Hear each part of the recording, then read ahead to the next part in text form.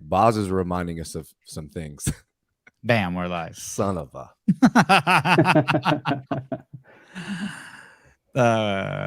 Hi guys. Sorry to interrupt. Where were you, JR? You want to tell me how we're gonna do the show? Let's just go.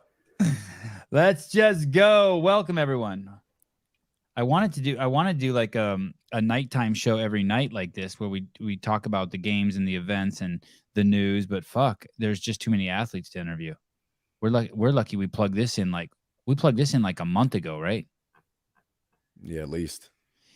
I probably waited a week too long since we've got some stuff that's already been trickled out. Oh, meaning you would have liked to have said your piece before gymnastics Helen and the total came out. Right. Yeah, I think it just would have been more cool, but it would have possibly and definitely set me up to be more incorrect. But that's cool. I'm gonna run through this stuff as if that stuff hasn't been released. Can I ask you now? Is it appropriate to ask you now if you thought that there was going to be a total, an Olympic total? Yeah, I would have bet money that for the second year in a row, a non-traditional lift would have been used as a strength test. And explain that to me. The traditional total is back squat, deadlift, shoulder to overhead. So yeah, the total is back squat, deadlift, press. They've said they're going to do the Olympic total, which is snatch, clean, and jerk. And you throw that in the bucket. You give yourself a point for that non-traditional. No, that's traditional. I would have said, like last year, Boz even came on the show and was like, "Oh yeah, did you guys see that post? Saturday night, big lifts return to the CrossFit Games. You guys like that? Yeah, it was a great post." Knowing that it was actually going to be a sandbag and not a barbell, so they posted all these highlights of people snatching and clean and jerking. And then he flipped the script and did and did a sandbag. And I kind of thought, well, what if they just say, hey, Olympic total, cool, but you're going to use dumbbells instead. But you're going to do. So that I do think something like that still could happen. Okay, good, because we were in our thread and people were suggesting that, the gymnastics day is going to be in the two movements they showed. What did they show? Handstand walk and what was the other one? Oh, yeah, parallel bars. And I'm thinking to myself, that doesn't mean shit. So you're on the same page as me. That doesn't mean shit. Well, yeah, and what's really important before we get too into the weeds is that they said cross country 5K. Okay, cool. That's pretty straightforward. They said Olympic total. So everyone's thinking, okay, cool. I need to know what I can snatch and clean and jerk for load with a barbell. But they just say skills. So they're not giving the specialists in the skills category as much of a opportunity to know kind of what skills might that be, or maybe people that are bottom 10 in that. Well, which ones do I need to brush up on? Yet the other two single modalities, they're seemingly giving all the details to already to prepare. So does that mean that they really haven't given any details and everyone thinks that they have? I think it's more likely that maybe there's a lot of details that haven't been released about the total or about the 5K run that everyone just assumes it's going to be as straightforward as it is. Hey, so you're saying that in that run, there may be 25 15-foot walls that they have to climb over that no one's that's in a cross-country run. Yeah, like maybe an unprecedented amount of crazy walls, or a cargo net it could be all sorts of shit in there. Sure. Could be anything. Could be wearing a ruck. I mean, could be anything like that. But I just do find it odd that they released 3 single modality workouts that all of them, that everyone is not going to get to do also, because some of them are going to happen after cuts, maybe all 3. And then they release all the details for 2, and they release no details for the other. Okay. You told me how you wanted to start the show, and I already fucked it up. But let's collect some money first here really quick. I like this part. Extra sloppy, $5. $5 for every live show I catch between now and the games. Behind the scenes funds. Thank you. God, I was playing with my cameras for hours today. Susie came over. We did a long walk up and down hills with my 16-pound vest with the boys. Walked down to the beach and back, getting ready. Okay. tell me, what are we doing here tonight? What are we doing, Mr. J.R. Howell from CrossFit Crash? So I think the best thing to do is to probably go back to world-class fitness in 100 words and really focus on the exercise portion of that. Because if we learned anything last year from Boz, we learned that those words still hold really true. Those things still should be what you look at in your training as an affiliate goer, as an affiliate owner, as a competitive athlete, right? So if we just go through this and we look, because we've got a full year of programming to look at. Practice all the major lifts, cool. Everyone already does that. Similarly, so just like you lift all the time, master the basics. Pull-ups, what they do last year at the games, dips on parallel bars, rope climbs. Everyone's been training them, jumping, doing them legless. And now he reminds everyone, hey, remember on .com when they were only programmed from a seated position? Okay, well, you guys need to be able to do that now. And it was supposed to happen at the Alpaca. Now what's everyone been doing? What they do at semifinals, seated. Cool. Push-ups we'll get to. Sit-ups we'll get to. Press to handstand. Brought that out last year in the low start. Pirouettes. Brought that out at the games, and then they did it at semifinals.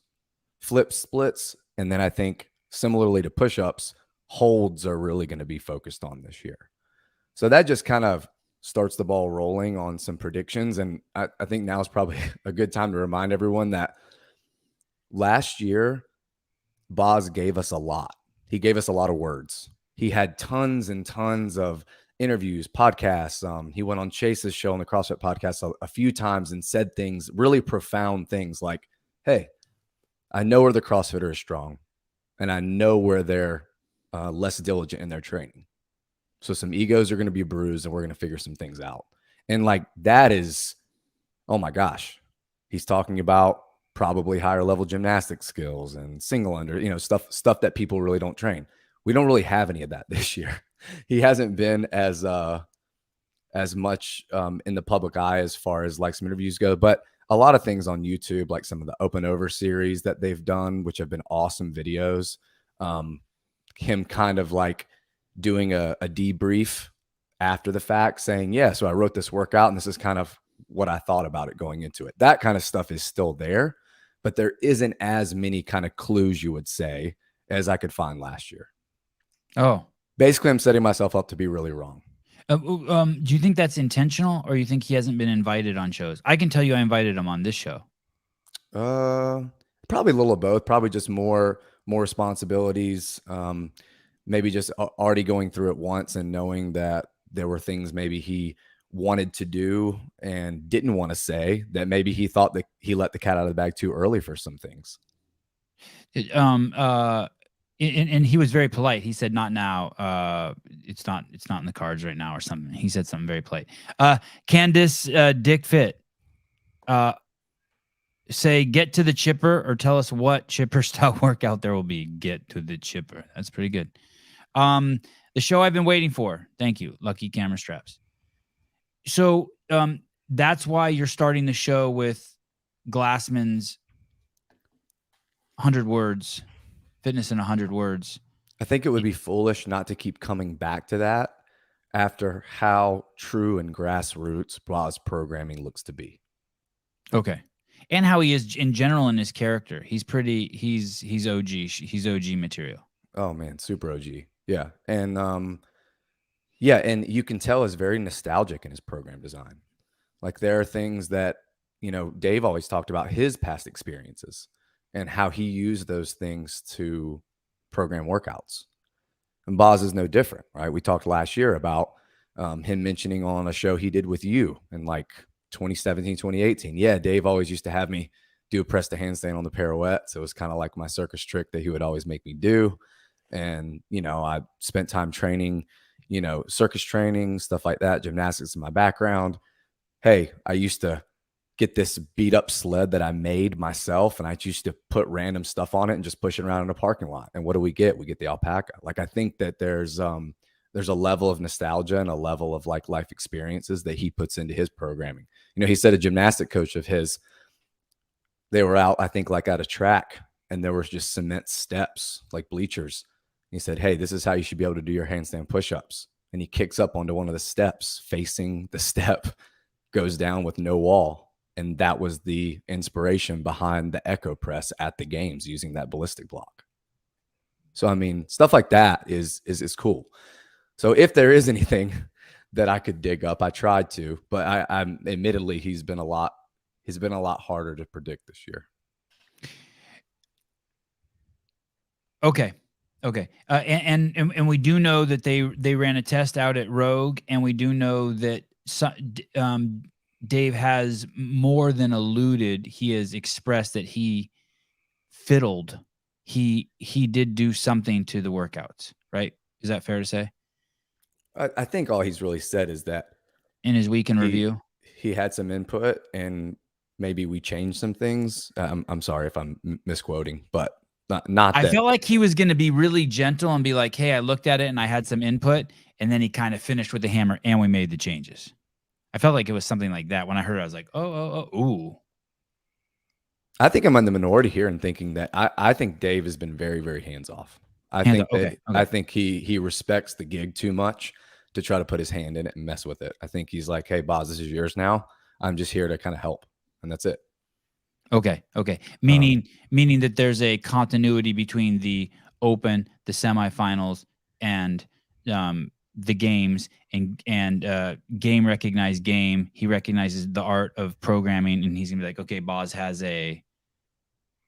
Yeah, and I think if there's a focus from the company and from the top down of like, hey, like we need to make sure we're still connecting with the community, with the affiliates, showing them, hey, this is the games, but like these guys still do things that you can do. I think these hints that have come out are nothing but reiterating. You guys do Helen? We do Helen too. You guys run a 5K and you never want to, when your coach tells you should do it. Hey, these guys are running a 5K. You guys work on your gymnastic skills. So do we. You guys lift heavy. So do we. It's grassroots, classic CrossFit, that Venn diagram. I mean, I think it's been really good owning an affiliate to see that and talk to members about what they think when they see that. Like, hey, what do you think they're going to do for Helen? I don't think he's going to mess with it as much as you guys think. I think he's going to preserve the stimulus of the workout. It's going to hurt just like you guys hurt when you do it. Did you like Hiller's his stuff has been awesome lately. Yeah. He's found some stuff I haven't, which is awesome. So, I think some overarching ideas though that Boz has that he continuously reminds us of is this idea of stop pigeonholing things that you think are used only in competition. Stop looking at rings and thinking, oh yeah, this is just for muscle ups and maybe some dips every now and then. Stop looking at your jump rope and thinking, oh yeah, that's just the thing I do double unders with. But if I'm not doing double unders, I don't do anything else with it. Stop looking at the plyo box and think, yeah, all I really do is, that's what I use to jump. That's it. Just jump on this box or jump over this box or do a burpee and then jump. And that's it. He's been very vocal about that aspect of training broad, not pigeonholing certain implements to one or two things in training that you think will come up in competition. If you're not exploring new things, if you're not going back and looking at the past, if you're not trying to think of what could be tested, you're doing it wrong. Caleb, I'm trying to scan the QR code to order some of those awesome shorts Vindicate has now. I think that, okay, shit, he moved himself. Well, that was nice of you. Okay. Run the test 7 up and over 22 CrossFit games. A lot about and these are one of these videos are like gold. I mean, they're really good. These are a year old. Yeah, coming up on it. And these are on the CrossFit Games account? YouTube account. Yep. Okay. I don't think it's appropriate for people to take a certain skill like a muscle up or handstand push-up and only train it in one way because they think it's going to show up in competition. In a similar vein, I don't think it's appropriate for affiliates, coaches, regular everyday athletes, or competitive athletes to view fitness as just a test of my engine. And therefore, by extension, how I choose to navigate things has no significance whatsoever. So I can just kind of flop myself over, and as long as I'm moving and getting from A to B, it counts. It's like, okay, sometimes that is the test. It's just a straight engine test, and it doesn't matter. There are other times where that's not appropriate, and we do want to highlight agility. Peace. coordination, accuracy. Coordination. Affiliates, coaches, everyday athletes, fitness is more than just engine, and having the skill, developing those techniques. You can let it play in Is a 14-second part of it. increments, Caleb. Let's try something crazy. And that is something that, again, if you don't do it, it's only going to go one direction, like anything else, like any other attribute. You don't strength train, you're not going to get stronger just by thinking about it. Yeah. So that he said a lot right there. And Do you think he said too much? No, not at all. No. I think Okay. this is Me perfect neither. because Me neither. he says before that, talking about jumping and how, like, yeah, it's like, well, you see this plyo box and you just jump on it. Well, in Up and Over, they use their hands to get over a log, and then they jumped up on a really high box and they cleared a pig. So they jumped in 3 different ways in the same workout. And he's trying to like drive home the point that sometimes it's like test 6 at semifinals, when some people were able to move through it almost at a really low heart rate because they were so skilled, they were so good at the pirouettes, they were so good on the rope that they didn't have to hurt to do well. That it wasn't an engine test. It was an agility, it was a balance, it was a coordination type test. And then a lot of times those workouts don't seem to get programmed at the competitive level, programmed in affiliates. Sometimes those bottom 4, right? Agility, balance, coordination, accuracy, those are left behind. And if you look back at his programming, that's what he's making sure gets tested now. And it's not just every workout's a suck fest, right? So it's make sure that, sure, you can hurt and you can just get the work done, but sometimes how you get from A to B matters. What movement do you think of when you hear that? The V up. Sometimes you can just lay on the floor, and sometimes you can just flop around on the bar, and as long as your chin gets over it, it's fine. Or as long as your toes hit the bar, it still counts. But sometimes it does matter how it looks. Sometimes if your knees come up before your toes, it doesn't count. Sometimes if your feet aren't above your head, it doesn't count. So I think like that sets a precedence for things that I think we could see, like just a good old fashioned push-up this year. I think that kind of lays the foundation. Well, hey, your hips dropped. Well, what do you mean they dropped? Well, you lost a tight midline. What do you mean you lost a tight midline? We're telling you that how you get down and get back up matters. You can't just get the work done. It's more subjective than that. Wow. Hey, has the push-up traditionally been one of those things that we've assumed CrossFit Games don't program because they're scared of the judging? Yeah, well, it's something that I think has been programmed 3 times. I'm sure someone in the comments is going to correct me, but when are the times, Murph and Murph twice, and then the final one year when Dave announced it on the floor, the first workout was hand release push-ups, get up and over the wall, and then overhead squat, I believe. Was the Murph hand release push-ups? No. So not hand release was only that year. These were just chest to deck or vest to deck push-ups. So yeah, this is it. Like it said, that quote kind of paves the way for something like this. Now, since we're already here, we can just say, like, in the last 50 weeks of main site programming, how many times do you think push-ups have popped up? I have no idea. There you go. I knew I was missing a year. 4 years. Push-ups have been in 4 years. Push-ups came up 25 times in the past 50 weeks. So at least every other week, push-ups were on main site. To put that in context, handstand push-ups was 12 or 13. To put that in context, kettlebell swings was 12, right? So it's like push-ups, push-ups, push-ups. Look at what we've done in the competitive programming, right? We've done strict handstand push-ups in the open. We've done wall-facing strict handstand push-ups at quarters. In semis, they also did wall-facing strict. They also did dips. So think about like a 180-degree press. You press in this plane of motion, up and down, upside down. You press straight up and down, but you press in this down plane. What's the other plane of press?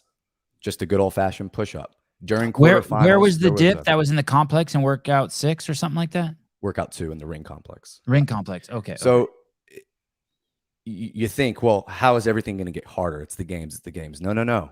Don't think how's it going to get harder. Think just what is something basic? Look at the 100 words, right? Master push-ups. Like, what is something that maybe you're not training that you should be training? And just doing push-ups, real, honest, what they called in this article, push-ups, whether they're on rings, whether it's on a set of parallettes, whether it's on the floor, like this still holds up. This movement still holds up, and it's still devastating, just like a ring row or something like that, where if they come up with a good standard for it, right, could cripple people. And there's nothing that sounds more boz to me than something like that, than something simple that says, you guys don't train these. You think you're too good for them. Why? Jake Gazan, I want to see 1 rep max bench press at the games. I'm sure you do. I'm sure you do. Hey, traditionally, when you say that they might, I know you're tongue in cheek when you say they think they're too good for them, because it's like the single because some under. people do train them a lot. Right. And it's like the single under. They don't think they're too good for them. They just had a lapse in fucking judgment. But in Cindy, just for example, traditionally, is the push-up the weak link for everyone?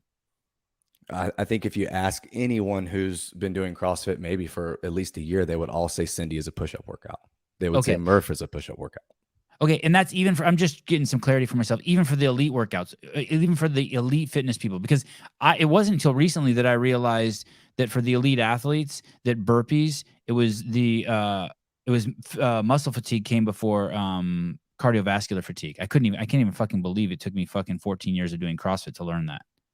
Right. But it is true in Cindy that the push-up is the weak link for everyone. I mean, más o menos.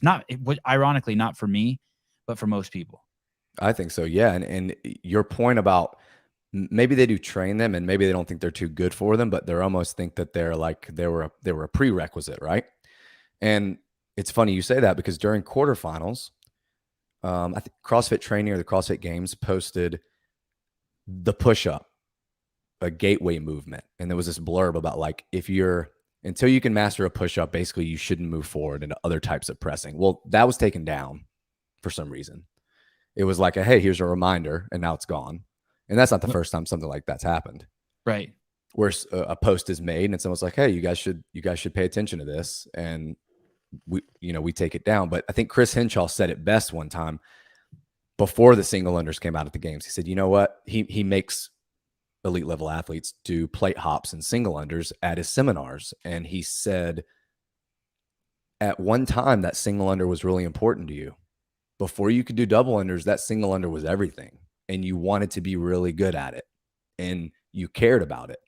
And now you don't practice that skill anymore. And it's probably gone for a lot of you.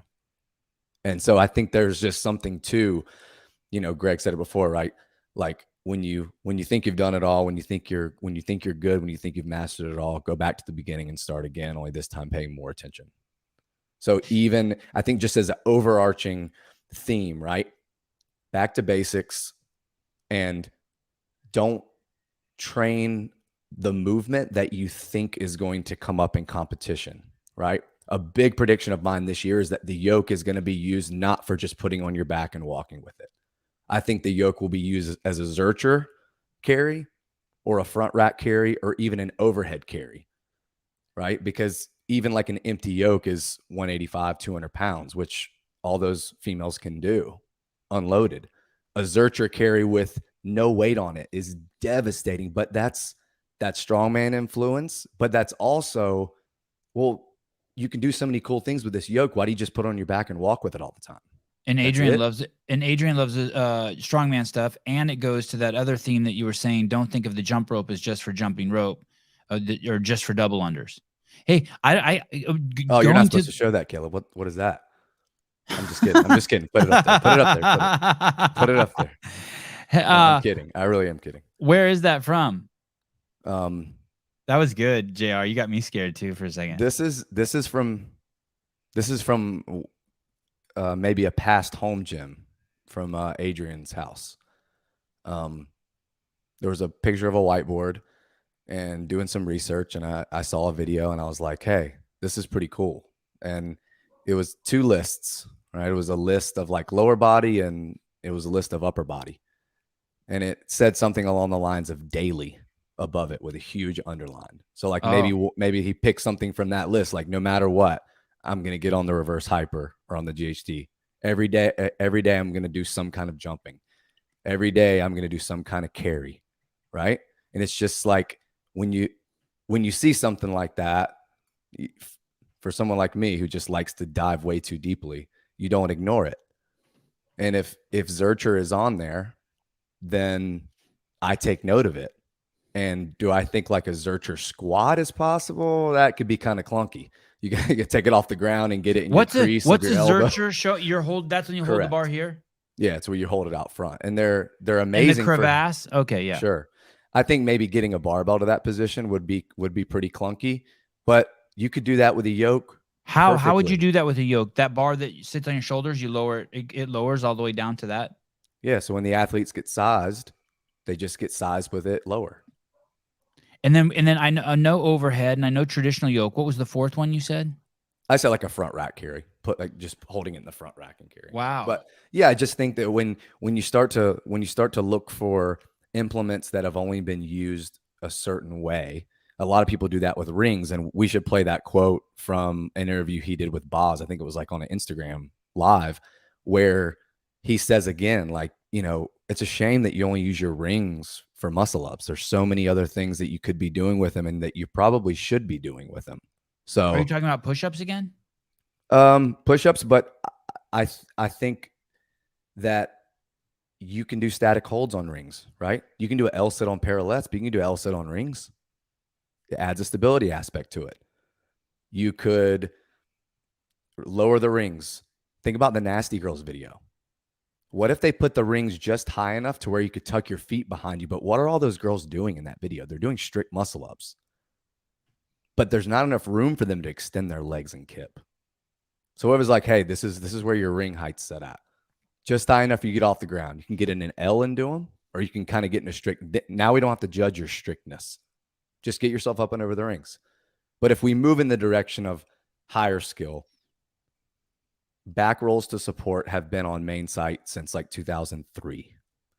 You told me that one day at the office, Greg got everyone to the gym and just said, I'm going to teach all you guys how to do a back roll to support today. And that's all we're going to do. Yeah, the rings that were hanging actually in the office, not even in the gym.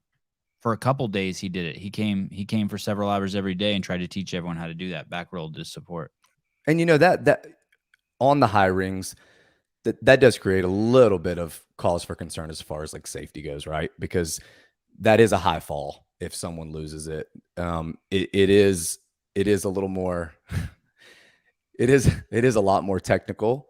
But I mean, there have been videos over the past month or so that I've seen of athletes on low rings doing front rolls to support, training the rings in that way. And I think if anything, maybe that comes in the future, right? A lot of people know grid for back rolls to support and how easily people do them because it was one of the movements they kind of opened up with. And I mean, I have to think that if that was Tony Budding, it was really Greg Glassman. And that's kind of where some of those things started from. But yeah, I mean, if we think back rolls to support, if we think pullovers, stuff like that, pullovers were on main site this year. And what is a bar pullover? It's just a backwards roll to support on the pull-up bar and not the rings. So if we're thinking about how we progress certain skills, sure. But I think there's a really good chance that we go the opposite direction, that it's not just how do we make things sexier? How do we make things harder? No, it's you shouldn't be skipping the basic stuff first. Can I fall into the weeds a second? Sure. I feel like I'm already there. Okay, good. I want to go to this push-up thing real quick.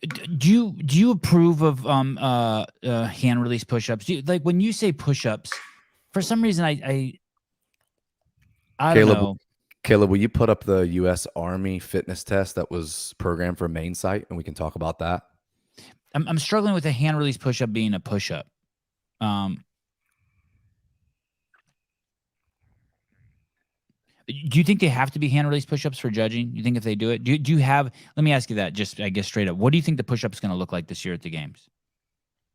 I would say it's either going to be on the rings at a set height. So let's say the bottom of the ring is 6 inches off the floor, and then they're going to be putting their feet up on a ballistic block or a crash pad that makes their feet level with the bottom of the rings. And they say, hey, maintain a tight body line, go down, touch your bicep, lock out at the top.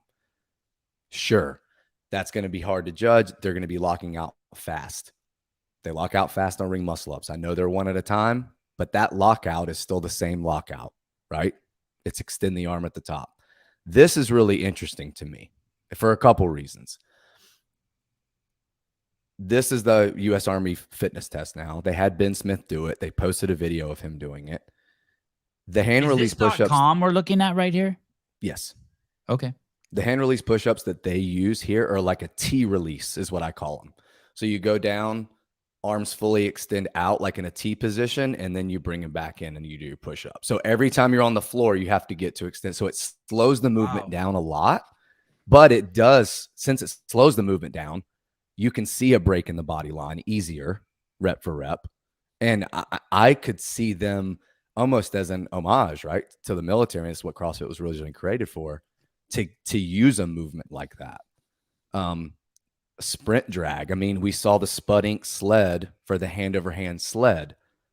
The standing power throw is just throwing a medicine ball over your shoulder, right? Run 2 miles is there. It's a lot of things that already get trained, but the hand release push up and the power throw are two things that really caught my eye as far as like, how could they kind of use this fitness test format as a way to test the games athletes? When you say over the shoulder, you mean like the way soccer players do it? No, I like think about how you swing a kettlebell, but throw a ball behind you instead. Like the strongman when they throw the kegs up. Sure. Yeah, and we can go ahead and go to throwing, but anyone that knows the pyramid knows what's with weightlifting. It's weightlifting and throwing. It's not just weightlifting. And how many times have we seen throwing at the games? Everyone remembers the softball toss. Most people remember the GHD sit-up med ball toss, like for distance. Some people will probably say, what? I don't remember that. What was that? Yeah, they did. I don't remember the year. Someone in the comments will. They did as like a, I guess just a explosive movement test. You got a certain number of throws on the GHD sit-up. There was a ball that was feeding them at the bottom of the GHD, and they would sit up and throw it as far as they could in their lane. And that's really like, I found pictures on main site years. I vaguely remember that. That's in Carson. Oh yeah, let's see. Oh shit. Oh God, that was sloppy. Wow. What's being tested there? What's being tested? Yeah, I know it's being tested there, but what do you have to do with the balls? Do you know? Like, where do they have to go? I think they're just for distance. I think you got a certain number of balls in a certain amount of time, and then your distance was your score. So we've got the softball look, the throw. dude with the yellow balls on lane 1 shit the bed. Yeah. We've got that, and God, I don't remember that. That's a trip. You know, the skills hint that was released, right? And that's supposed to be primarily gymnastics. But when you think about the skills year, in skills 1, I think they had L-sit, and then they had the softball throw as a second. Well, how could they test throwing? Like, I started thinking about that. How could they test throwing? And there's a lot of pictures here that we have to pull up. How does strongman Highland stuff do throwing? Well, Rogue makes a bag with a handle that's almost like a kettlebell. Now, depending on how you laid it out, right, it wouldn't be for height, but think about like a red strap, like for chaos, like on the burpee, that everyone had to jump, and some people didn't have to jump at all. Some people had to jump a little bit higher. Think about using something like this. Say, hey, 21, 15, 9, 21 of something, 15 bag throw over the whatever, and then 9, like in a sprint style format, right? And the bag weighs 100 pounds, 80 pounds, whatever would be like equivalent of a heavy kettlebell. Caleb, can you go through some other pictures while he's talking? I want of this bag. Oh no, of that bag. Sorry, of that bag. I think that's the only one of that bag. But there's like a bunch. Here we go. Okay. Sorry. Go on. Yes. So this is primarily used like you do it for height, right? And they keep increasing the height. Maybe the bag weight is set, but this would be a way they could do throwing. Think about a yoke. Think about raising the yoke cross beam up high enough to where you get the effect like the sandbag move in the Coliseum, where you get to the wall and you got to figure out a way to get these sandbags up and over it. So you pick up this sandbag, you have to kind of shot put it up over the yoke, go to the other side, pick it up, throw it over again, go over to the other side, pick it up, throw it over again. But throwing is such a athletic movement. It's an explosive hip opening movement. And it's not really, you don't really see it come up much anymore. Think about like a hammer throw. There is a CrossFit Journal article, I think by Robin Lyons, talking about the proper technique of a hammer throw. What year was that? Caleb's got it back there. We can pull it up. By the way, that bag was beautiful. I think it would be super cool if they found a way to use something like that to implement like that kind of strongman, odd object influence like that. I wonder if do Bill and Katie, this is totally off subject. Do Bill and Katie make those in the United States? Is that bag made at Rogue headquarters? They make shit like that. Dear Bill, dear Katie. I'm sure it is. Okay. Yeah. Hammer throw. Robin Lyons, what year is that? In 2006, I was referred to CrossFit.com to check out a workout called Nasty Girls. Oh, that's what I want to ask you too. Fuck, there's so many questions I have to ask. Yeah. So if we just scroll on this, like it's literally almost like a tutorial, like on how you generate the most power possible doing something like this. And while I don't think they're going to have each person come out and do a hammer throw, it could be part of a 5-part kind of workout where you come out, you do this, then you go over and you do a gymnastics movement that we all know. Then you get on a bike erg and you go for max cows. And then you go just kind of almost like think about it like a combine, like an NFL combine type thing. And there's what's crazy about the hammer throws? It checks a lot of boxes. It does. And there's agility, balance, strength. I know I'm digging deep, but they use a Spud sled, the carpet sled for the hand over hand. And I think the military uses a lot of Spud products on Rogue. There's a picture off Rogue of something that simulates a hammer throw. So you put a plate on the end of a strap, you hold it, and you can tell it is for like you could wield it, right? You could throw it. Yeah. And it's similarly to get a hammer, and it's in the pictures too that you can pull up. But I'd love to see that, Caleb. I can't even picture what the fuck he's talking about. Yeah.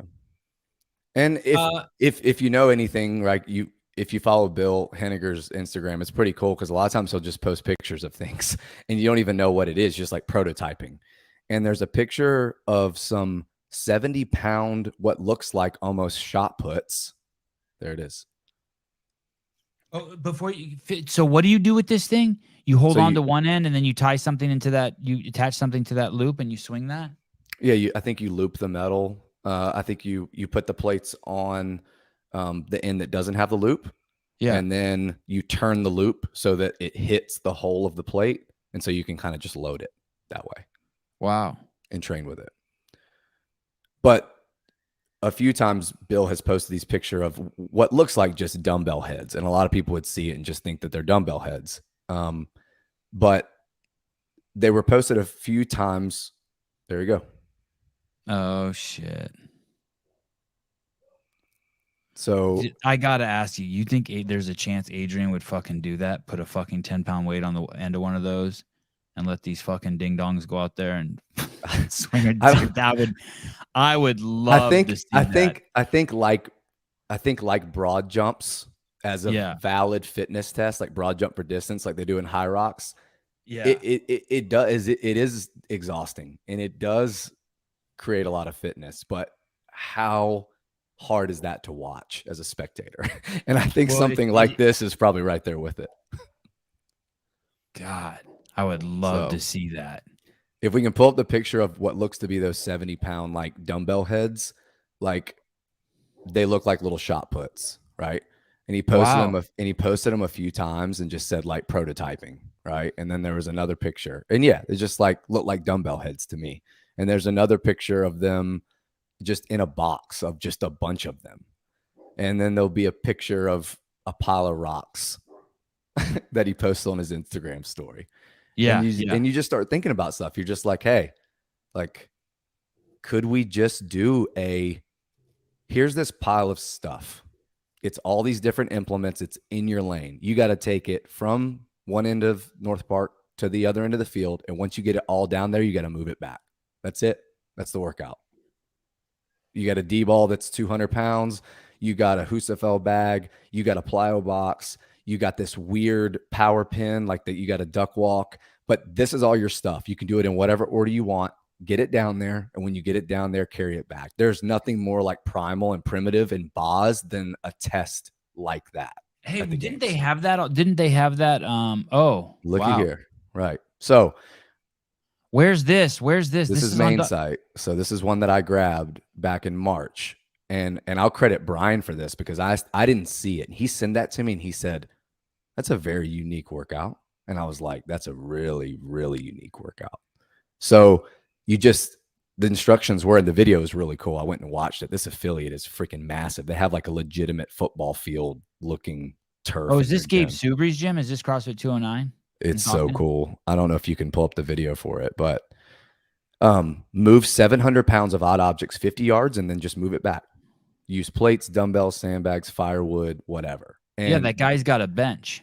Yeah, they use a bench, they use a plyo box, they use whatever. And I'm like, man, like, talk about just like a really, I mean, at the games, they've done something similar, right? There was a year they had this cylinder, and then they had a feed sack, and then they had, like, I think they called them like the slug or something like that. It was just 3 implements. They were like 100, 125, and 150. They were all on one end of the football field, the soccer field, and you just had to sprint down, pick up one, carry it back, dump it. Sprint down, pick up another one, carry it back, dump it. And it was just a sprint carry workout.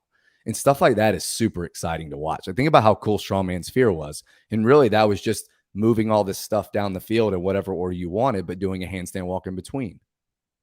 So it's been a long time since we've gotten something like this. That's just like, I think 2010 and then 2015 when they redid the wheelbarrow workout, where it's just like, hey, take all this stuff, move it over there, and then carry it up those steps. By the way, that was really exciting because they ran up into the stadium. Right. And that was that. Anytime they get up in the crowd, that shit gets exciting. What was the workout they did? Maybe you were referencing it in, I think it was North Park, where they had like a yoke and then they had 2 Strongman Sphere. That was. That had handstand walking in it?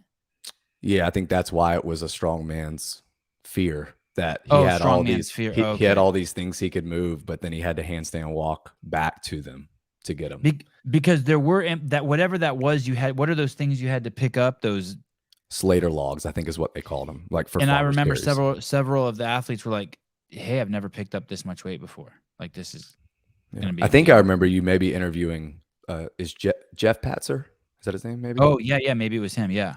Yeah. Good memory. And talking about how heavy they felt, but that 700-pound haul. Yeah. Yeah. Those, and you could do it in those things, and you could do it in any order you want. What are those things called again? Slater logs, I believe. Yeah. Those are ridiculous. Yeah. So last year, they used the jerry cans in the Capitol for farmers carry. So yeah, I mean, carries come up a lot in Boz's stuff. I mean, I think that having the sandbag event as a test of absolute strength already just tells you how much strongman influence maybe he's always had in his own training, and how much he thinks that other people should too.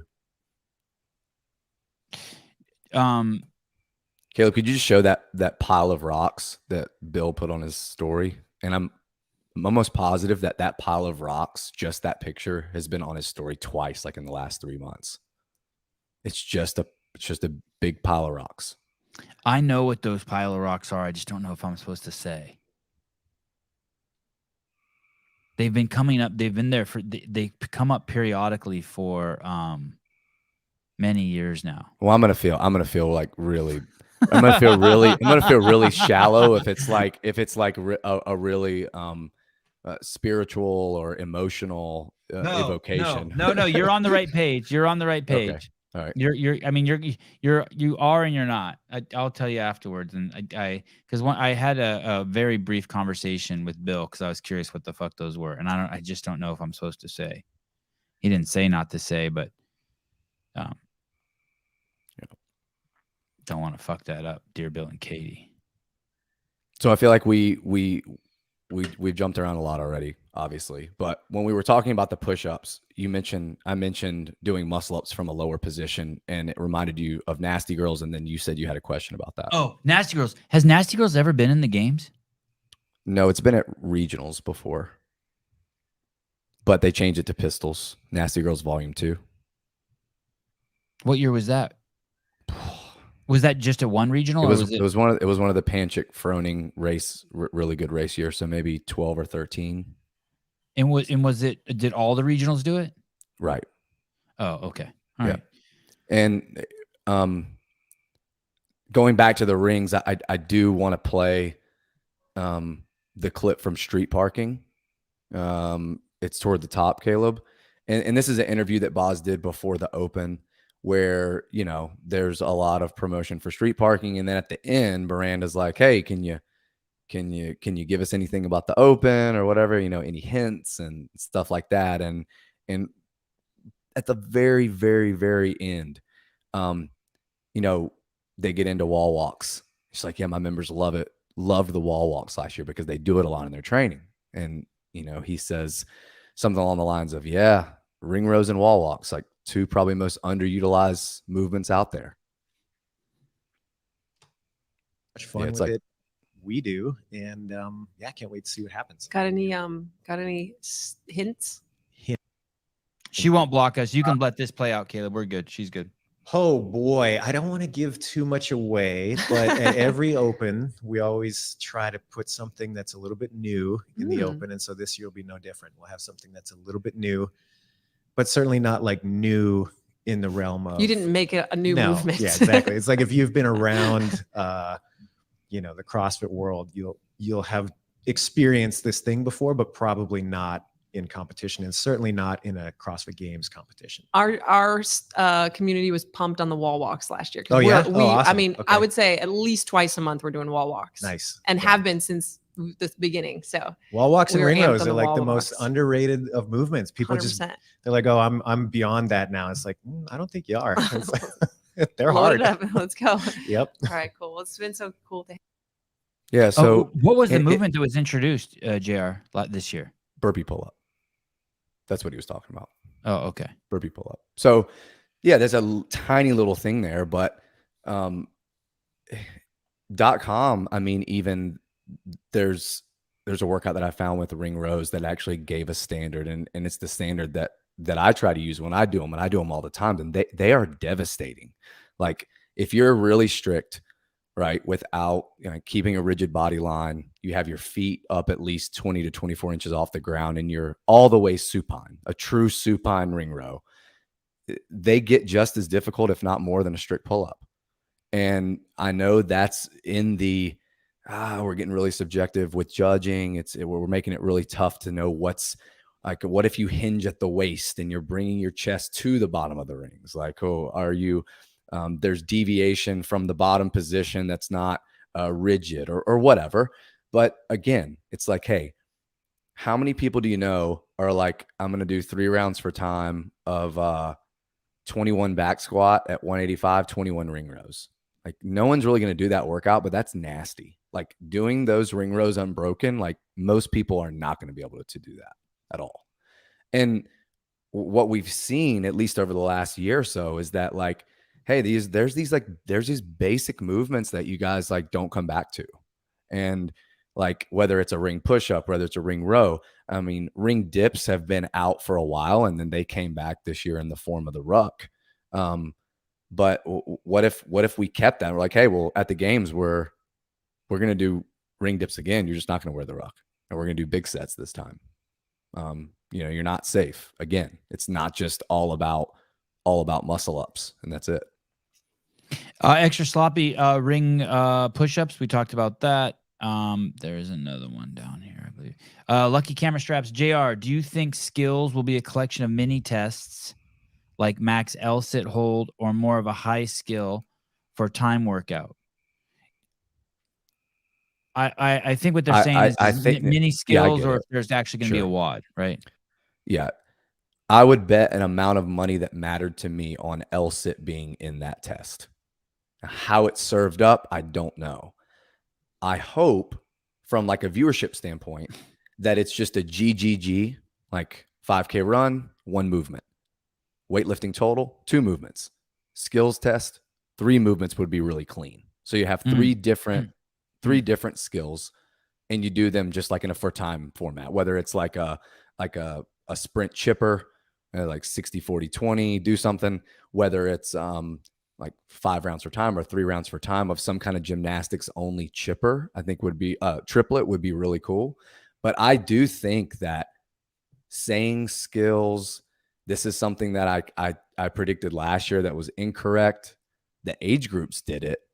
The return of the skills 1 and skills 2, where you have 3 different things and you get a certain amount of time to do it, like max L sit hold, and then max distance P bars traverse, and you have to pirouette on each side. So think about basic progressions of things. Do you think those will be back? You think those will be back? I don't feel strongly that the P bars will be back this year. I could see them coming back to them next year. But if they were, since they've already done traverses and dips, like who's to say that you're going to do 10 dips every round, but you got to do 5 on each side of the P bars. So you got to traverse down, do 5, pirouette, come back, do 5 more. Like, why are you just pirouetting on the floor on a handstand? You can pirouette on these bars too. So you mean like from the, basically you're talking about turning around. Sure. So you would go from having your hand on each side to then rotating to having both hands on one, and then kind of reverse pivoting onto the other. And it's a skill that it would not take very long for athletes to adapt to, I don't think either. Have you seen anyone practicing that on Instagram? Not on Instagram, but people have sent me personal videos doing them. Wow. Yeah. So, to answer this guy's question, I think it will be like that skills 1 and skills 2, whether it's, like 1 minute max double under crossover. Think about the skills medley last year, how much backlash that got because we didn't get to see everyone who could do that skill do it. Well, all right, we're going to bring them back, and now everyone can show that they can. So you do like why only 2 then? Why not 3? I thought you were saying 3. I was, yeah. So saying like maybe you do like a max L sit hold, and then there's a 1 minute transition, and then you do a hanging gymnastics movement, or maybe you do something on the P bars, or maybe you do a handstand something, and then the last movement is 2 minutes max double under crossovers. The only problem with that kind of thing, though, is there isn't a race that you're watching. So I wonder, there are some things that the race is secondary, the show, the spectacle is secondary to the test. But then there are some things that's like, hey, like I'm just watching all these people jump in one spot for 2 minutes. I have no idea who's done 20 and who's done 2.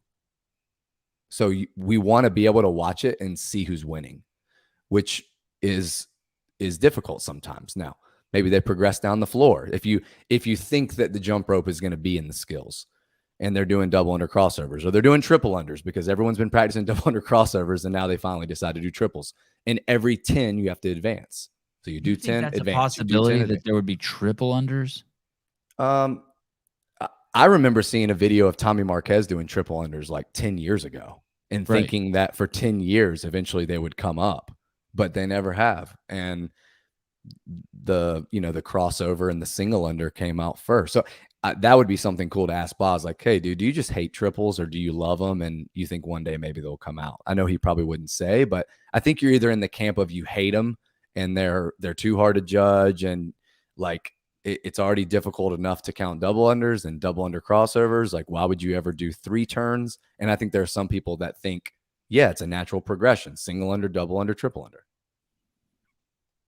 Damn. So I would love to know what they do for the skills. I'm excited to see what that is.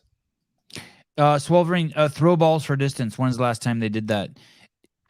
Do you think that so you mentioned going back to throwing, you think something's going to be thrown this year? Yeah. And some of the ideas you put are something that's on the end of an implement, like Yeah, if they were going to do something like almost like a decathlon where they're like you're doing these collection of things and everyone's going to watch you do it, that sounds really anticlimactic and tough, but it might be like a lot of people thought the sandbag ladder was boring at first and then it got to be like the most exciting thing ever by the end.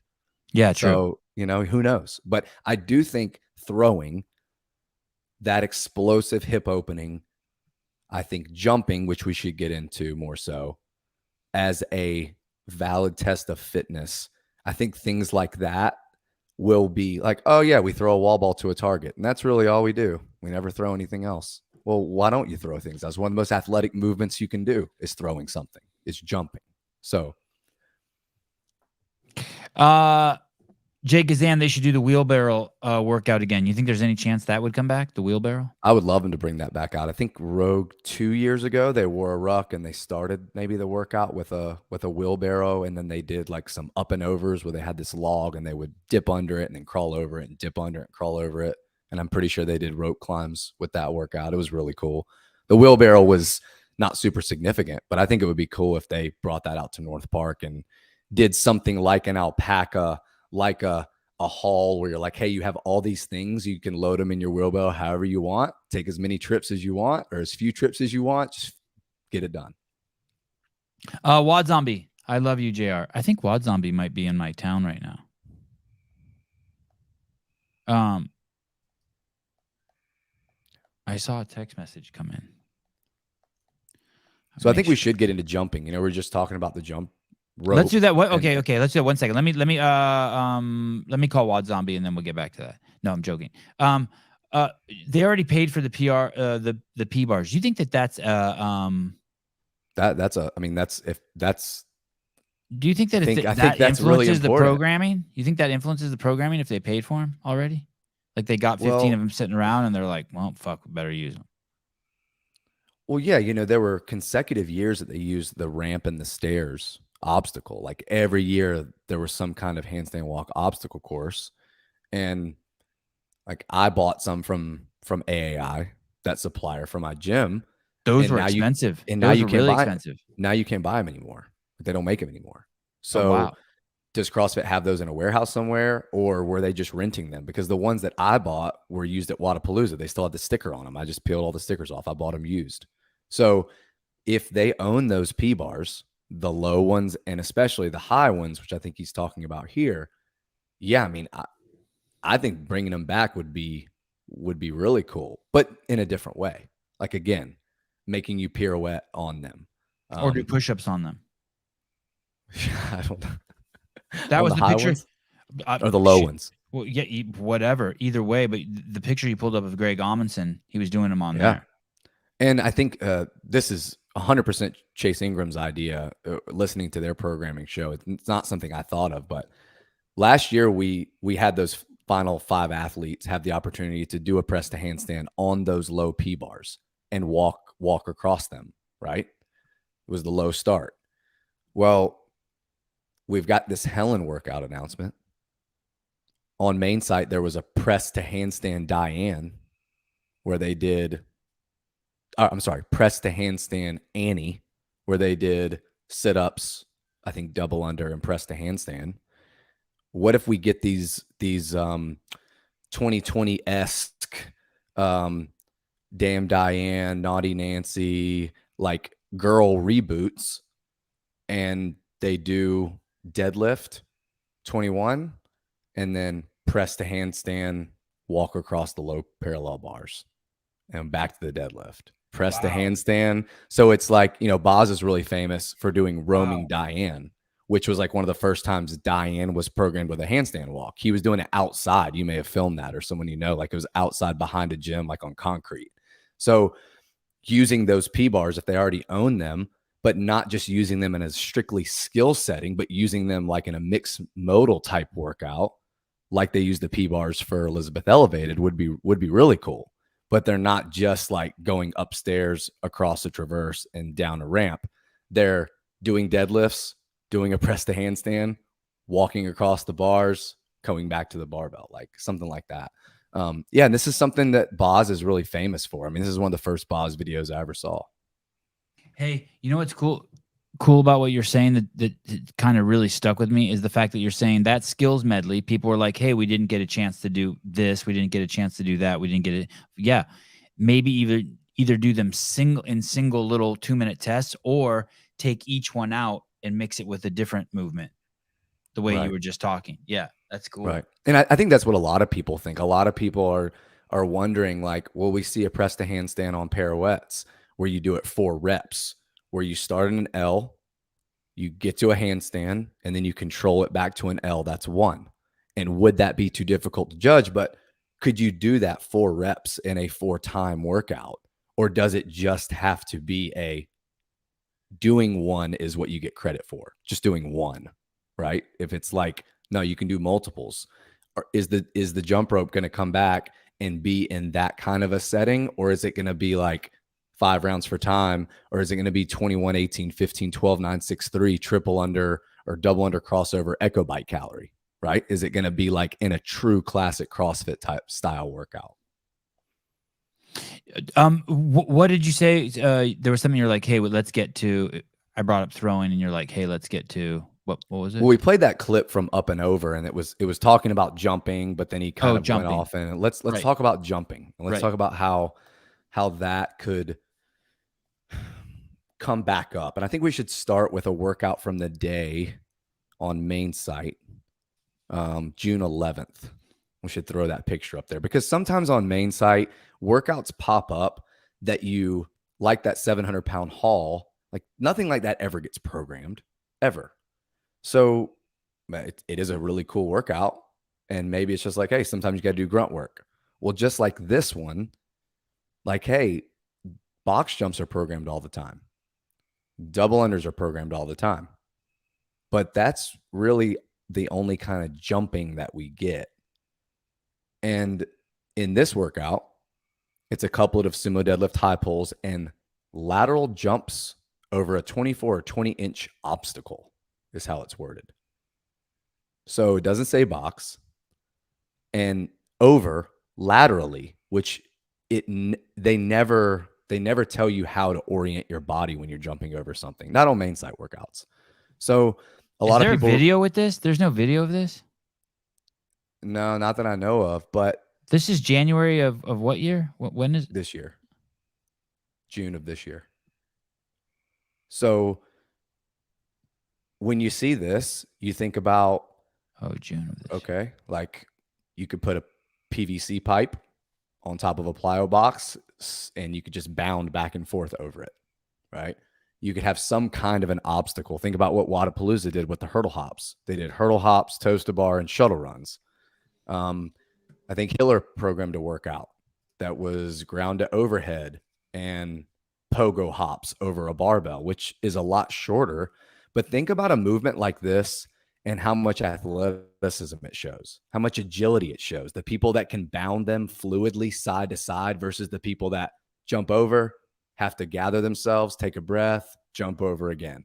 And for that many reps on a workout with a sumo deadlift high pull, something like that, a workout like that holds up at the games as one of those like, hey, it's not the workout that puts on the show. It's the athlete's performance that puts on the show.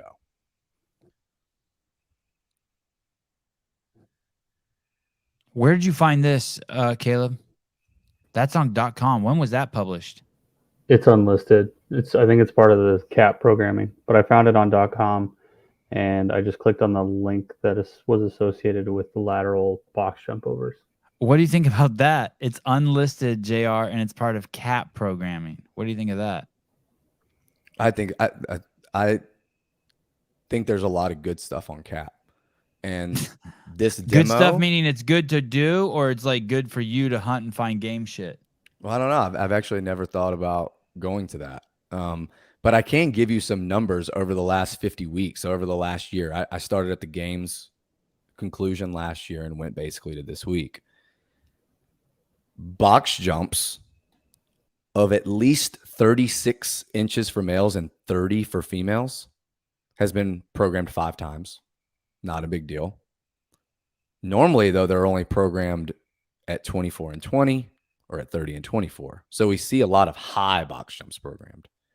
Once they're programmed at 42 and 36 inches, probably the This highest year? ever programmed this year. And clears, meaning jump all the way over something, has been programmed twice. And it was programmed once with, I think, maybe burpee box jump overs, but it gave explicit instructions, jump all the way over the box. And it's something we've seen in other competitions, but never in CrossFit Games competition. Last year when they did up and over, that workout that Boz was talking about, the pig that they had to jump over was a clear. They had to clear it in the air. And to my knowledge, that's the first time that criteria has ever been programmed by the CrossFit Games, open, regionals, whatever. So maybe that was just something that's going to trickle down. Maybe it's something that's going to come back. But that workout on main site, seeing that was a big, like, whoa, I need to star that one, because this does check the boxes of athleticism, agility, coordination, accuracy, all those things. And if you were someone that watched Wodapalooza and you watched Pat and some of the other guys that had the sports background execute that workout, like, some people really fumbled around on those pogo hops over the hurdle, not just because they were tall and they couldn't jump that high, but just the fluidity of landing and immediately bouncing again, landing and immediately bouncing again. I think jumping is going to come back. Way back when in main site, they programmed jumping a lot. And it was like, hey, jump as high as you can up onto something as safely as possible and do it 5 times, right? It was just like basically just plyometric training. But there were also workouts like this one that Caleb has a picture of, that it was Tabata touches to a 12-inch target, which sounds just miserable to me. It reminds me of my basketball days, just doing rim touches. So like, hey, just do 50 rim touches, but no pause on the ground. So jump up, touch the rim, rebound, jump up, touch the rim, rebound. It's exhausting to do something like that. So we're not jumping up onto something. We're just jumping to touch something. And if you're taller, you're just taller. But they did burpee pull-up. A lot of times burpee pull-ups are programmed to a 12-inch reach above your hand, not to barely over your fingertips. So just the idea of using jumping. Okay, well, how do people always jump? Well, they always jump on a box. Okay, well, how else can we do it? Well, we could broad jump. We did that at the games one year. No one really got to see it. What about a burpee broad jump? What about, think about a field and think about doing 100-foot burpee broad jump, 21 deadlift, 100 burpee broad jump, 15 deadlift, 100 burpee broad jump, 9 deadlift. And really all it does is, if you want to jump less explosively, you got to do more burpees. You got to go 100 feet. So you can either do tiny jumps and do a lot of burpees. And again, like, is that cool? Like, is that cool to watch? I don't know. Maybe it might be really cool to watch. It may look really clunky, but it's still a really valid test, and it's still testing athleticism and jumping in a way, and doing burpees in a way that most people don't test. I think that can be programmed so it doesn't look clunky. It just needs to look like a sprint. Right. So if you, like you said, if you program it in a really tight, like, time domain, right, like, you can make that a sprint and make people crush themselves jumping as far as they can every burpee, just because they got to get back to the bar before the guy next to them. Right. Right. So, just out of curiosity, why deadlift with that? Why not a rope climb? oh, I just made that up. Okay. off the fly. Okay. Yeah. Okay. I was just thinking about something that would, like, tax your posterior a lot and make it to where the jumping would be pretty brutal. The Unknown, $100. Thank you. Behind the scenes fun and in hopes of a pre-game show with JR Friend and Young. Yes, Young. Infantile keyboard warriors can go pound sand. Oh, I think everyone. Thank you, by the way. That's awesome. And I don't think anyone seriously means they don't like Young. If they do, they're crazy. Yeah, we can definitely try to do that. I think Brian is coming on the show Fridays. I think we have him scheduled for Friday's CrossFit Games update show. It will be. We don't have Hiller on. We don't have JR on it. We could get JR on it. We could ask him. It's late for JR, but we have Hiller, Brian Friend, and Tyler Watkins, I think, this Friday. And thank you, by the way. that $100 will be very useful. That's cool. Yeah. So yeah, So are you saying you think that's going to be their lateral jump? Oh, and let me ask you one more thing about the lateral jump. I think they will jump in a non-traditional way, 100%. Do you think that it would be better if that lateral jump was lower? The examples I found, I mean, Caleb found an example from the mothership. I found some examples that weren't from the mothership, but they weren't people jumping over a box, and so they could string them together. Do you think that that workout's better if you can't string them together, or if you can string them together? It's better if you can string them together. So maybe make them because the intensity and the potency. But I think 24 and 20 is perfect. Like to laterally jump over something, especially if it's something. Think about like a hurdle, like a PVC pipe, something like that. I think that you don't have to cover much distance laterally. You just have to get high enough over and over again. Well, look how this guy does it. This is non-CrossFit video, but look how this guy does it. Can you use this is a totally different technique than what the other guy was using.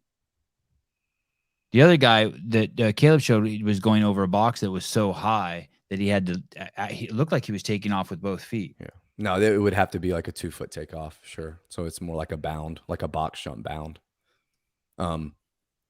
But talking about the burpee broad jump made me think about, I'm pretty sure it was Taylor's Self's idea. And we were trying to figure out floor layouts and what people could be doing based on the floors of semifinals. And we were predicting things, and someone said something where they were like, hey, you know how you do the line facing burpee or a bar facing burpee where you have to jump over this piece of tape or jump over this bar? Well, what if they just put 2 strips of tape 5 or 6 feet apart? Do your burpee, jump over it, turn around, do your burpee. So basically you're clearing the distance in between the tape. So you have to jump explosively or you fail. So again, like that's very simple, but it's so much harder than just like a bar facing burpee where you're just barely hopping. Like, no. Like, I want you to actually jump and cover distance. So you know what's interesting about that too, JR? That takes a small man workout and turns it into. Yeah, maybe it takes the burpee and neutralizes it, sure, a little bit more. Like a burpee high box jump would. Sure. Mason Mitchell, Sevan trying hard to act interested. Thank you. I appreciate it. This is super geeky. I apologize. We should probably move on to trunk flexion after that. Since I know you want to talk about trunk flexion. Is trunk flexion when you hang a towel from your okay. Trunk flexion. What the fuck is trunk flexion? So, come on, Mason. What do you mean? I'm casual. It's not I'm cool. What do you mean trying hard? It's cool. I'm cool. I'm chilling. Trunk flexion. So there was an interview he did with Chase on Adrian Bosman. Right. I think right after quarterfinals, and maybe it was aired after quarterfinals had already come and gone. But he's basically, alluding to the V-up, right? And how that is trunk flexion. And how in CrossFit we have so many. You're sure you're sure he was alluding to the V-up? That was like yeah, I'm sure. In hindsight, you're like, fuck, he gave us the clue. No, it wasn't a clue though. I think that maybe like he was asked about the V-up specifically. And said, hey, after they happen. Right. Like, hey, there's all these movements in CrossFit that are all about trunk extension. Think about all the Olympic lifts, right? Okay. Everything is explosive opening of the hip, but there's not a lot of closing in CrossFit. We have toes to bar, and we have GHD sit-ups. Okay. And we have regular sit-ups, right? Okay. And 100 words, world-class fitness, master the basics of gymnastics, sit-ups are in there. Okay. So we have the V-up, and that adds another trunk flexion exercise to the list. Well, what is something that comes up occasionally on main site, came up once over the last year, that a lot of gymnasts train all the time, that a lot of people train to get better at hanging trunk flexion movements, is a strict toes to bar.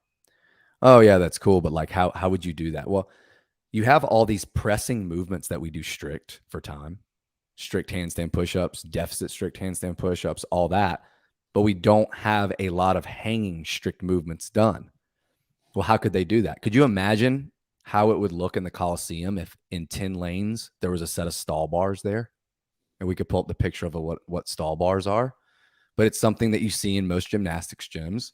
It would eliminate are the feet going behind the plane of the bar? Are they generating a kip? Well, nah, dude. These bars are in the way.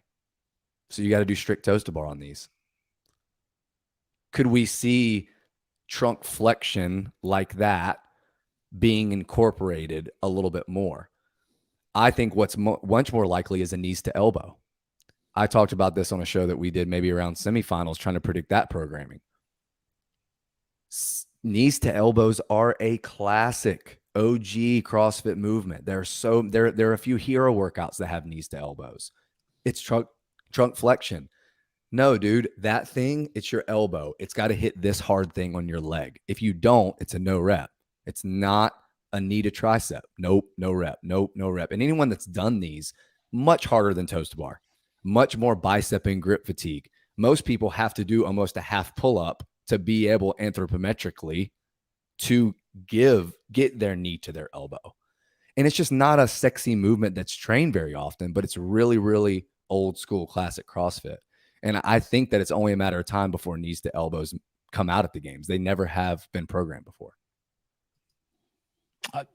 I like it, but I really like the stall bars and the strict toes to bar.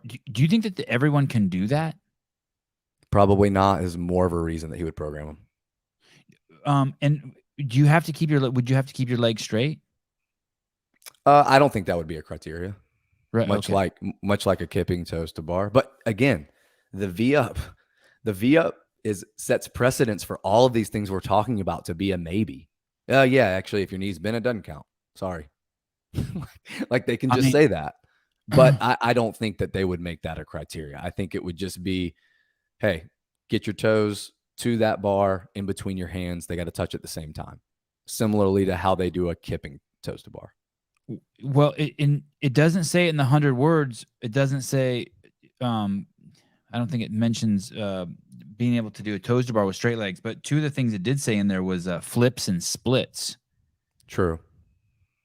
Yeah, and I'm one of those people that think that like a back flip or a back tuck will never be programmed and probably shouldn't be. Yeah, I don't think it will be either. Yeah. And a split again is like, I think it's amazing for flexibility and those kind of things. But unless we're talking about like a Stalder hold where, your feet are V'd out, whereas in an L sit, your legs are in between. That's like the closest thing to a split I can think of that would ever come out. And actually that might be a really good lead into holds. So holds is a big thing that I think has been emphasized. The Masters did a handstand hold after a barbell workout for their semifinals. The teams did a sandbag hold that was devastating, that was crushing people, a static hold. So I think, again, going back to the 100 words, master the basics of holds. And that's why I said L sit, if I had to bet, is what's coming, whether it's L sit on parallettes, L sit on rings, L hang on a bar. So hang from a pull-up bar, hold an L position. I think that is the static hold that we get. But holds in general are something that not a lot of people, isometrics are not something that a ton of people train. And again, the influence that the game's programming has had on the community this year, everyone's doing wall-facing handstand push-ups. Everyone's practicing pirouettes. Everyone's doing single unders and double under crossovers. I think Boz knows this and knows, hey, we program holds on main side all the time. We don't really see many gyms programming them. You guys should be having your members work isometrics. Hang from a pull-up bar for 5 minutes in as few sets as possible. Handstand hold, freestanding or against the wall. You think that would be there? I think I heard you mention that to me one time in passing. We were talking on the phone, and you mentioned a workout, a 3-minute hang, and every time you come off, you got to run 800 meters. Yeah, it's the hero workout Coughlin, and it's accumulate, I believe, it's accumulate 8 minutes, 6 minutes, 8 minutes of static, of dead hang, and every time you break, run an 800 and do 30 push-ups, I think is what the workout is. You think we would see something like that? Well, until Helen kind of came out, I saw this workout shortly after the grips post where they said, hey, this grip is good. This grip is no good. And I think when I came on the show, I was telling people don't think like, why are they like, don't think what's the big deal? A grip is a grip. Think about, no, why are they doing this? Why are they making this announcement that your grip cannot be a certain length? There is something at the games that having a grip longer than that, they view as a significant advantage. So whether you're in the camp of thinking Helen is with a thick pull-up bar, sure, that's going to give you a huge advantage if you got a grip that's really, really long that you can kind of use to wrench. If you got a dead hang, absolutely. A grip that's too long is going to allow you to just let your wrist do all the work. So that's where my mind goes is, okay, they've said this, but why? Why are they telling everybody, hey, make sure your grips are this before you get here, right? There's an apparatus, there's a hanging element that a lot of people probably are not prepared for, and they don't want the grip to be the thing that fools people into thinking that they can do it. If that makes Yeah, it totally makes sense. Basically, there was a workout that they were testing, and someone showed up there with the fucking long ass grip, and then they saw that it was fucking affecting the workout, and they're like, "Ding, ding, ding! We need to make an announcement about grips ahead of time." Think about Rogue and doing the muscle ups on the log, right? And how hand size, played a big part. We can infer that because of the amount of females that weren't able to finish the workout or weren't able to really to do well at that movement. And yeah, I mean, maybe seeing something like that, influence Boz, but I think we should talk about how Boz probably already has that kind of stuff in the back of his mind, because a lot of people see that log and they think, oh, what a cool thing. Like you're hanging from a non-traditional pull-up bar and you're doing them like you're out in the woods. In CrossFit for so long, the external loaded object has always changed. All right, you do thrusters with a barbell. Okay, cool. Use dumbbells. Dumbbells. Well, we never thought about that. Yep, use dumbbells. Well, why don't you use kettlebells? Okay, we could use kettlebells. Use a sandbag and do thrusters. Okay, cool. The gymnastics apparatus never changes. You do muscle ups on a bar, you do it on the rings. Okay, cool. That's all we got. Well, why? Why don't you do pull-ups on a bar that spins? Why don't you do pull-ups on a bar that's thick? Why don't you do muscle ups on a rope? Why does the gymnastics apparatus never seem to change? But what happened? The weighted one always does change. Look at that. Did you see those parallel bars? They were like ropes, I think. They were just moving. Yeah. So if we can go to some of these really old school pictures on the hanging category, I'll it'll be better to kind of illustrate the point that I'm trying to make, is that like, JR, go ahead. You take Fran and you say, do it with an axle bar. Okay, cool. So the axle bar makes it more grippy. No. Do the pull-ups on an axle bar.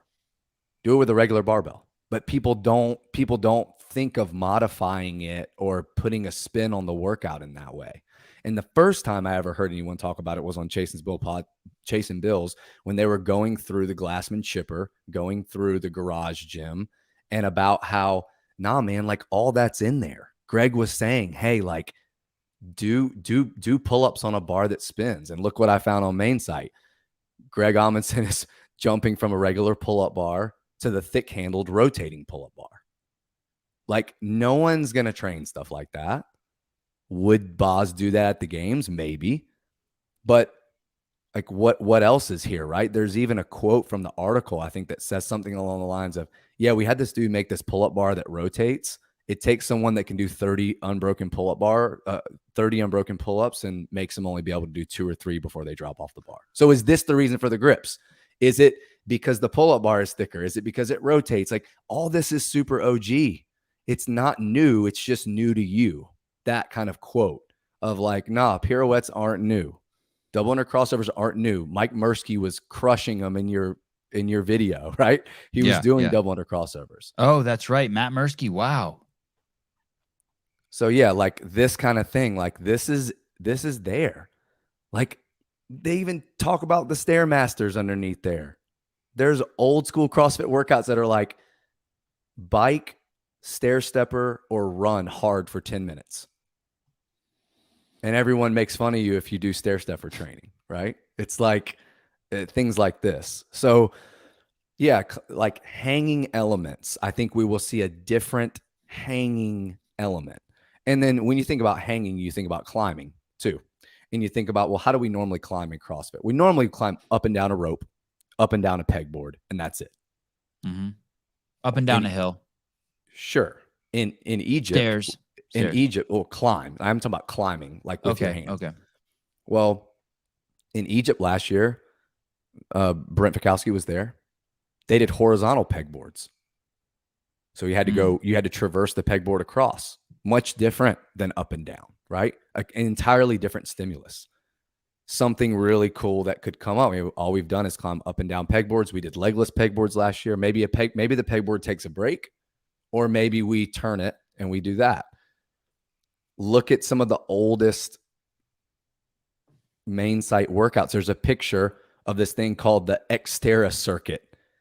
And there's ropes and a cargo net, but the cargo net's suspended high in the air. It's not climbing up and over and down the cargo net. It's climbing across the cargo net. So there's slack in the bottom. And every time you pull, your grip gets fatigued more and more and more. Like this is like Greg probably drew this out with arrows and they posted it, right? Go up like, look at those ladders, guys. Those ladders look exactly the same as Dave's obstacle course in 2017. Exactly the same as the ladder they climbed up at the very end to finish that workout. And Dave also had those ladders in his personal gym at home. There is a video from the Tahoe Throwdown somewhere where they go up a pegboard, then they go horizontal, and then they go back down. Yeah. So we think about climbing always in this plane of just like you go up, you come down, you go up, come down. But in the obstacle courses, there's 3 or 4 ropes and you traverse the ropes, right? You go across the ropes, or you see a cargo net, or you do monkey bars, right? Well, what if they did like a killer cage rewrite and you did a bike and you went across the monkey bars, but the monkey bars spun, or you go across the monkey bars and when you get to the end, you have to come backwards. And what a lot of people don't know is that doing monkey bars backwards is much easier. It puts your head in a position where you're closer to the bar. You're never reaching out. You're just leaning back and reaching up. And Hey, just subtle nuance. Could anyone do the monkey bars backwards at the CrossFit Games? Would they have told you, no, you got to do them forward? Back when they did the original killer cage, I don't know, like how they told people they couldn't do backwards double unders. It is easier, and I mean most people would do it no problem. It's just a little bit more of a neurological orientation type thing where it might be kind of scary. But yeah, like horizontal climbing, traversing, not something that we see a lot, but that I think is a good chance that some of those things will come back.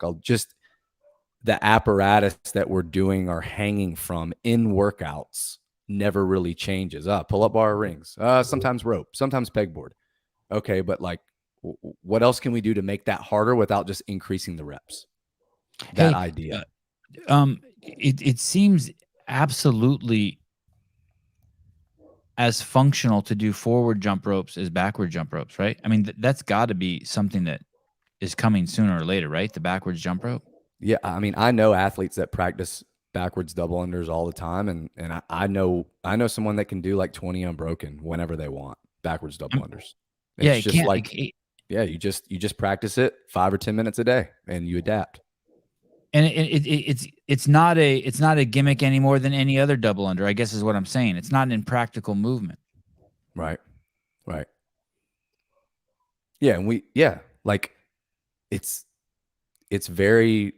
how most kids learn how to jump rope. I know I learned how to jump rope backwards before I could do it forward. Yeah, Josh Bridges, I mean, his famous story is he came to CrossFit jumping rope backwards. Yeah. He did backwards double unders. The Unknown. Holy shit. Another $100. Because I won't be able to watch Friday's show live, and please come on, JR. I know it's late, but those shows are awesome. JR, I don't want to put you on the spot, but I would like to invite you to Friday's show if you're available with And I would not have invited you if this guy hadn't given me $200. But 50-50, right? So I've made 100 so far. but I wouldn't. But I still would love for you to be there. Jeremy Eat World, $5. Do you think there's a reason Dave never went the route Boz has been going? I'm not sure what he's referencing. What's he referencing? Well, I'd be curious to know what Jeremy thinks the route is at this point. Right. I think we need like 3 years until we really see, okay, like I'm making legitimate rec speculations here, like just trying to find and dig and find things that maybe people have forgotten about in their training, and basing his quotes of like, if you're not experimenting, if you're not exploring your fitness, you're not doing it right. And it shouldn't just be the same old all the time. I mean, we should pull up this picture of this single system pull-up bar too, because like the rotating pull-up bar or like a thick pull-up bar, no one thinks about, like, if you hang a pull-up bar from straps, you eliminate the ability to do something like a butterfly movement, and you have to kip because it essentially moves the thing. And I'm really hoping Boz doesn't use these because I plan on using them at Crucible. Spoiler alert, right? This is a really different apparatus. The bar moves every time you swing and every time you kip. So if you want to try to do a chest bar on this, the movement takes so much longer. If you're just doing a chin over the bar pull-up, the movement takes so much longer. If it takes longer, there's more grip fatigue, there's more neurological fatigue, all that kind of stuff. So yeah, this kind of thing is like a stretch, but like, hey, these things are available to buy. Like, people buy these things. You're muted. Why do you think this thing is a stretch? I don't think it's a stretch. It's just it's just another one of those tools that, I mean, all this stuff's kind of funky, right? This is all very like, but there's no gimmick here. This is legit. Yeah, I have one and it's nasty. But I mean, this is legit. Put this on one end of the stadium. You got to do 15 of these, and then do a heavy farmer's carry to the other side and do some other weird shit, and then run back and right. I mean, this is no one's going to be like, oh, that's a gimmick or that's stupid. I mean, this is more realistic than the crossover, the double under crossover. I mean, how many people are doing Helen or doing Fran or doing Angie and using a bar that moves around? I've never seen it. No, you're just using a regular pull-up bar. But it seems totally chill. You know where I thought they were going to go with the pull-ups is kind of where they went with the bar muscle-ups with the thicker bar. But I thought at some point they would make it so you're doing pull-ups on something that's not round and that you can't get your fingers purchased over the top. You know what I mean? Like a 4x6 log. Yeah, like, again, going back to the whole grip thing, there is something, whether they're carrying it or they're hanging from it, there is a reason why they came out and just put that rule out there with the grips. There has to be. I would love this. I don't think there's any fucking chance in hell they ever do it. 50-foot rope climb. I would love to see ridiculously high rope climbs. Mason is like on point with this kind of statement though, because I've thought about and we've talked about before, how do you continue to make a rope climb challenging? Okay, you make the rope thick. They've done that once. You can cut half of it off. They've done that once. Use it a couple times. You can say start from a seated position. Sure. You could say start from a seated position. Control it on the way down. They've done that now. They never did it with alpaca, or they never did it with the alpaca in an L position, but he could revisit that and come back to it. So it's probably not safe to continue to try to make the rope higher. So what can you do to simulate this? Well, back in the day, like 2002, 2003, 2004, rope climbs were most of the time programmed as a double up. And what that meant was it's like a touch and go rope climb. And there's a picture of this where you climb the rope, you control the descent, and as soon as your toe taps the floor, you jump right back up and you go back up again. So no pause on the floor is allowed. So what if they did like a rope climb biathlon where you had to do 5 touch and go rope climbs or 7 touch and go rope climbs? So essentially you're hanging from the rope for like a minute straight instead of just like 7 or 8 seconds and getting to come down and rest. How do you And enforce that tap? Well, again, I don't think they would use the toe tap. So what I think they would do is similarly to how they put the tape line at the bottom for this legless descent, they would just say, hey, there's this tape line 6 feet off the ground. You control down, and as soon as your hands go below that, you go right back up. So you never come down and touch the pad, ever. So you just go up, and then you get to a certain height on the way down, and that clears you to go back up. But they have to be unbroken. So you're not able to come down and rest. You have to do all 5 in a row, or else there's a penalty lap that you have to run. So I think that idea of introducing something where there's a true penalty for not doing it unbroken will come back. God, Colton looks amazing. I know that's not the point of this. It's to show his touch and go, but dude, holy shit. There's something really nice about just a unfinished plywood gym, huh? Yeah, it's cool. That's how my barn gym looks. That's beautiful. Why have the hole up there? Oh, so the rings could be mounted directly onto like some sort of beam. Yeah. Yeah, that's crazy. Good. So yeah, think doing something like a rope climb biathlon or a pegboard biathlon where you're like, all right, cool, you got to do 5 touch and go pegboard. If you break them, you got to go run extra. Like thinking about ways to make the movements more demanding without just making the rope higher, making the pegboard higher, doing twice as many reps.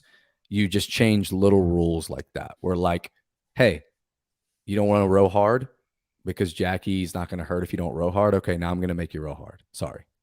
Like that's very much his style of doing things that won't allow you to pace, won't allow you to trust your normal limitations. You have to take risks, anything like that. Sarah Cox, thank you. Let it be known 100%, no questions fucking asked, that I would not be doing the behind the scenes if it wasn't for California Peptides and Sarah Cox. I would not. You have to know that. I can't emphasize that enough. I can't believe this is the first time I've said that. It shows what an ungrateful prick I am. I would not if Sarah wasn't taking care of me. So let that be known. Thank you, Sarah. And it's gonna be fucking crazy. She's made it so easy on me. I'm gonna murder it for you guys. Are you going to the games, JR? Yeah, I'm flying in Monday night late, and then I'll be leaving Friday. So I'm coaching one of my coaches who's competing in the adaptive on Tuesday, Wednesday, Thursday. Who's that? Noelle Henderson. Oh yeah, I've heard you. She was number one after the Open, so pressure's on, right? What are they in age groups, or they're just? So they only have 5 that go. So they top 5 from the Open went to the games in each. And category. what's her limitation? Cerebral palsy, CP. Oh. And has she been before? No, she barely missed out last year. So it's a lot of hard work. But this year she's top dog. Yeah, she's number 1 after the qualifying stage. So does she talk? She'll be ready. Oh yeah, she's cool. Oh, I'd like to have her on the show. That's at Mayhem. Yeah. Where is she right now? She's training at your gym though? Yeah, she lives here in Spartanburg. And you're staying with Hiller? Yeah. Hiller, Alexis, you're in the Taylor, house. As Liz, I ask these Will questions, I realize, Brandstetter, I'm like, I know the answers to these questions. That's right. Will too. Branstetter's coming. Yep. Fuck, it's gonna be a party. Yeah. But hey, while we're still on climbing, because I gotta put this in there because I'm really hoping. Like, I think Taylor was a year ahead of his prediction. So last year we did this prediction show. Taylor Self said that he's waiting on them to incorporate climbing in a more like untraditional rock climbing type setting. So I did a lot of digging around and found a lot of stuff about campus boards, about holds, which climbing holds are just like little fake rocks, right? And I'm pretty sure Tia and Justin, both in their home gym, have these. And you could get these exactly placed in the same holes in lanes and go back and forth on this as a like spin off of any high pulling workout like a Fran or something like that, where normally we only see these kind of things happen in like an obstacle course type setting. But what if like these kind of different pulling, hanging, climbing movements, like what if you do a traditional barbell lift with this? Or what if you get on a machine and you go hard like for 5 minutes on the bike erg and you're completely out of breath and you got to traverse these climbing holds? So I do wonder, like, while height is a concern, right? You can't climb but so high, but you can go across. You can traverse things horizontally.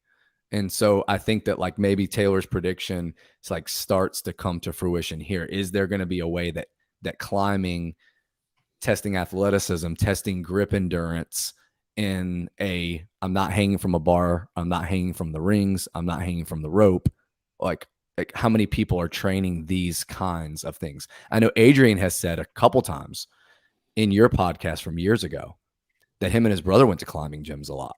He did a lot of climbing in his past, and how it just lit your back up for days, just the tiny muscles in your extensors and your forearms and all that. Like that's a past experience. We know Bill can freaking make anything he wants. Like, will we see another iteration of climbing start to make its way? And what do you think? Is that something you're putting a lot of weight on? Not a lot. Like, I don't feel as strongly about that as I do about like static holds and throwing and like jumping. But I think that there's I think there's a high possibility for sure. Dude, I would love that. And I think like, think about who you know for climbing. Like, we know Laura is an amazing rock climber, Horvat, but we've never got to see her show how good she is at that compared to the other fittest people in the world. But we know who the really strong people are, and we get to see them against the other fittest people in the world showcase how much stronger they are. Or we get to see Janikowski show how much of a better swimmer he is than everyone else. So like, this is just another one of those things. We're like, yeah, they're not going to put a belay on and do it like this, I don't think. But there are ways to she'll show how good she is at this specific thing without actually doing this. Damn, that's crazy. And that's so hard. Like, she makes that look so easy. It's so hard. What else, JR? That's 102 minutes of just fucking ideas. That was amazing. What else? Anything else? I'm sorry if everyone's asleep. No, fuck. Are you kidding me? People are glued to this shit. People love this. You know, we didn't do it in like bullet point style. We just kind of jumped around and still pretty much hit everything. I really don't know of anything that we didn't talk about. Is there anything that you're not comfortable sharing? Are there some ideas you have that either you think make yourself too vulnerable, like, oh, that's some crackpot shit, like, or for some reason you don't want to give them out, that you've only given them out to like maybe your athletes?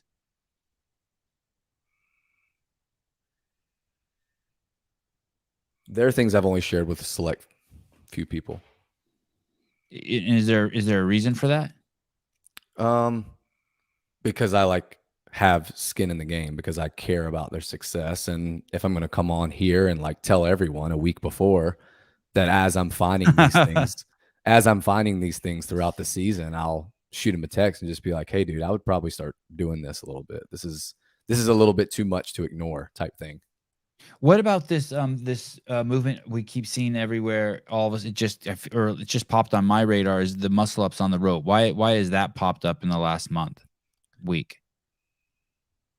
Who are you speaking about specifically? Well, I saw Abigail Domit do it, but then I saw like 2 or 3 other people on Instagram doing it, and that means that someone did it, or someone heard something, and now all of a sudden everyone's showing that.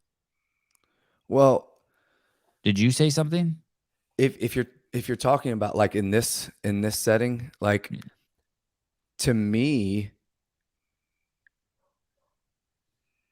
we saw a lot of strongman influence, a lot of iron game influence, right? From Rogue, we saw them do the goblet workout with the goblet squat. We get some goblet squats in the programming this year. We see a sandbag ladder at the games. We see a log clean and press ladder at Rogue. So we see some like, I don't want to say collaboration, but we see some like synergy, at least inspiration, maybe, I think is a good word. Inspiration. Like, I think that's cool. I think if I see something that's programmed that looks really cool, I'll steal it and see how it works and program it. And you see like that log bar muscle up workout from Rogue, and you're like, hey, I wonder if you could like make a rope like really taut, and like I wonder if it'd be stable enough to like do a muscle up on it. Like, if anything, it's just training some coordination, and like it's not unsafe. So maybe that's why people are starting to experiment like that. I mean, something like a bar pullover is really sexy right now. People are doing a lot of burpee bar pullovers. Like I said, pullovers were on main site. They kind of make you dizzy, but it is just something to do under fatigue that's a little bit more demanding neurologically. I understand why they're doing it. But they've done pullovers at Camp Pendleton in the original obstacle course. They had to do a pullover. So it's not like it hasn't been programmed before. It's just most people don't think about that as, oh, that doesn't count. That was an obstacle course at Camp Pendleton. Oh, well, you do a fireman pole, right? Why don't they climb up a metal pole and touch something and slide down? Why does it have to be a rope? Like, I think something like that could absolutely happen. Like, what? Spit on your hands, people. Like, spit on your hands. You see them at playgrounds all the time, but Yep. everyone just used to climbing this rope. But like, yeah, why don't you just climb up a piece of metal, touch and come down and keep climbing up? And what does it do to your grip? And what do you wear? Do you wear no grips? Do you wear grips? Like, no, you don't wear grips. Like, and I think this is the point of like getting people to think about movement outside of how the movement gets tested in competition only. Which is where you sort of started the show. Correct. Hey, what about muscle ups with ropes? Two out there? Like that video of Heber? No. With the two. Yeah, I think that's like a recipe for like a sprained wrist or something. Yeah. Okay. Too gimmicky? I think so. But putting two ropes in each lane and climbing it like that. You mean like this? And coming back. Yeah. Like Donkey Kong? Yeah. Correct. Like something like that, I don't think is like lame or like goofy. Like, I think it's a lot of arm wrestlers do it. It's arm wrestling training, that's for sure. Yeah, and maybe two big ropes. Maybe you don't have to come down like that. You can go up, you can get to the top, and then you can just bring both hands to one rope to come down. But yeah, like I think something like a fireman pole, or like we talked about monkey bars, but having to do them, in it like sideways or backwards or something like that. I think all those kind of things are fair game. And I hope that some stuff like that comes out. Like, a lot of people probably thought Elizabeth Elevated was a really like risky workout, not knowing that like P bars were in the original CrossFit Santa Cruz gym and that people trained on them all the time. And then when they saw that workout, I know when I saw that workout, it was my favorite workout from the games last year. Favorite one, because it was a spin on a classic benchmark workout, and because it incorporated something that caught a lot of people off guard and let some people who actually had a background using that implement, like Pat Vellner, like shine, where he's probably never been on those in 10 years. Well, and it checks the box of what you said. Ariel Lowen won, right? On the women's side? I'm not sure that she won the event. I know she was going head to head with Tia there at the end. But yeah, that sounds right. I think she did win. Either way, she did well, and that checks the box that Yep. you were saying, that it also lets people kind of shine with a movement that's not a traditional movement. We get to see some other, like if we saw Laura Horvat, or what other athletes are going to quickly adapt to using the rocks on the side of the cage. Right. Well, like you see a workout like that, and a lot of people are like, "Oh, well, who has a gymnastics background?" Okay, fair, but But sometimes there are workouts like that that's like, we've never seen anyone do this thing before. Like, who's going to know Spencer Hendel's going to be amazing at a pegboard? And then everyone got to see it at the games and was like, oh my gosh, Spencer's awesome at the pegboard. He's a big dude. Yeah, this one. Yeah. Yeah. I've Wow, seen, I mean, he's awesome. He strung two together. Wow.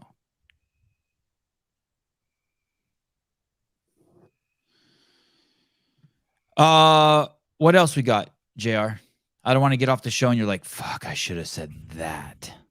There's been some things here and there that I probably wish I would have articulated a little bit more eloquently, but I get excited and just start talking in circles. I know. Anything in the gymnastics realm that completely out there that you want to bring up? I do like what you said about the total. What if the total was with dumbbells? I think that's that's the only time I've heard that. You're the first person I've heard say that, and it's not. I think that's a very, very, very fair thought. Yeah, well, there's a main site picture that I sent you there too, that Caleb can pull up. Hey, so what would we see? We would actually see someone snatch the heaviest dumbbell we've ever seen in a CrossFit competition. Someone, yeah, I mean, you would have to snatch a 150-pound dumbbell. Right. Like, you would have to think the snatch is with one, and then the clean and jerk could be with one. They could do a one arm. But then also it could be with two. So I don't know though. Dude, that would be tremendous, dude. That would be an amazing event to see dudes trying to go for a 200. Do you think someone snatches a 200-pound dumbbell? I don't know. 200 sounds really heavy for one arm. Just the grip. Like, just the grip strength to break the floor. Not that they can't support it overhead with one arm, but like seeing someone like Bronislaw do something like that would be a show. That's a huge stretch. Like, I'm really reading into that, because unlike last year when they just said big lifts return on Saturday night, they didn't say anything specifically like Olympic weightlifting total. You have 20-second intervals to lift, to snatch, and then to clean and jerk. I think they've probably given too many details for that to be a possibility. Yeah, isn't that interesting? Last year it was lift as many times as you want. And this year it's like you have two per lift. Yeah, two 20-second windows, and that's it. And they snatched at semifinals, but it was under some fatigue. And now it appears that it's going to be under no fatigue. But what's cool about it to a lot of people is that you have to be fit enough to get to go heavy, because it is after a cut. I wish we could see the whole field do that, because I think there are going to be some people that do get cut on both the male and female side that we want to see put on that show. So you're not a fan of the cuts? No. JR and I have our differences. Very severe. Very, very. And you're very in that camp. Like you're Yeah, I just think that I think of everything from a programming standpoint. And I think that when you have cuts, and then the more cuts that you have, you really, really have to be as accurate as possible with the ordering of the events. And then even if you are, there's still going to be, well, they didn't take the whole test, so who knows what would have actually happened standpoint. I said this on Shut Up and Scribble. When you have 2 sets of cuts and you have 4 days of competition. So we got Thursday, Friday, then they cut. So Thursday and Friday have to stand alone as a great test of all-around fitness, because you don't want to cut someone that's really strong because you haven't tested strength. You don't want to cut someone that's very enduring because you haven't done the endurance test yet, and it's coming later in the weekend. So Thursday and Friday have to be standalone. Well, so does Saturday, because Saturday you're cutting. So if you program Saturday really biased, but you say, well, wait, Sunday we're going to balance that out. You can't say that, because the people that get cut after Saturday don't get to balance themselves on Sunday. So you have 3 competitions essentially in one that have to stand alone. Yeah, that's the part I love. I love that part. I love that part. So the whole point of it lets us take the gloves off with the programming, to me, is incorrect. No, it actually handcuffs the programming more, Because if you program gymnastics heavy on Saturday, but you're going to come back around and balance out on Sunday, those people don't get to balance it out because they're done. You call it handcuffs. I think around art, there are limitations when creating things, and those limitations are what make the art, right? So you have pencil and paper, and you draw something. You have glue and sticks, and you make something. I hear you. I still love. I love them. I think it adds to the drama, and I think I can't for disagree the with you on that. It does make it more. It does. We will watch with way more excitement, knowing that someone that we care about may get cut. and that excitement might be anger, be pissed off, but people will be bought in, right? Everyone's going to have a reaction on 3 times during the event. That's like, fuck.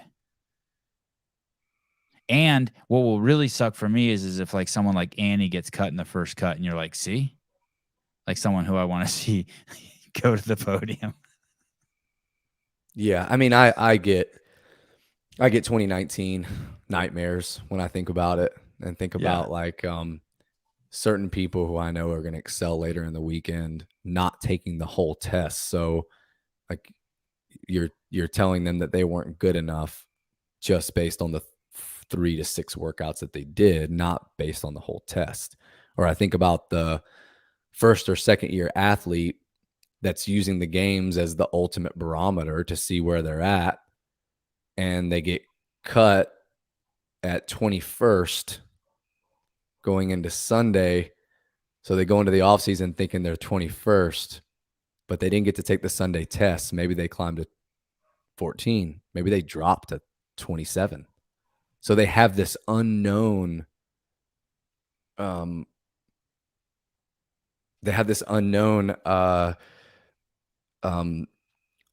like reality of like, oh, Right. I hear you. I hear what you're trying to explain. Right. How far do I have to go, or how close am I? Right. So, right. yeah.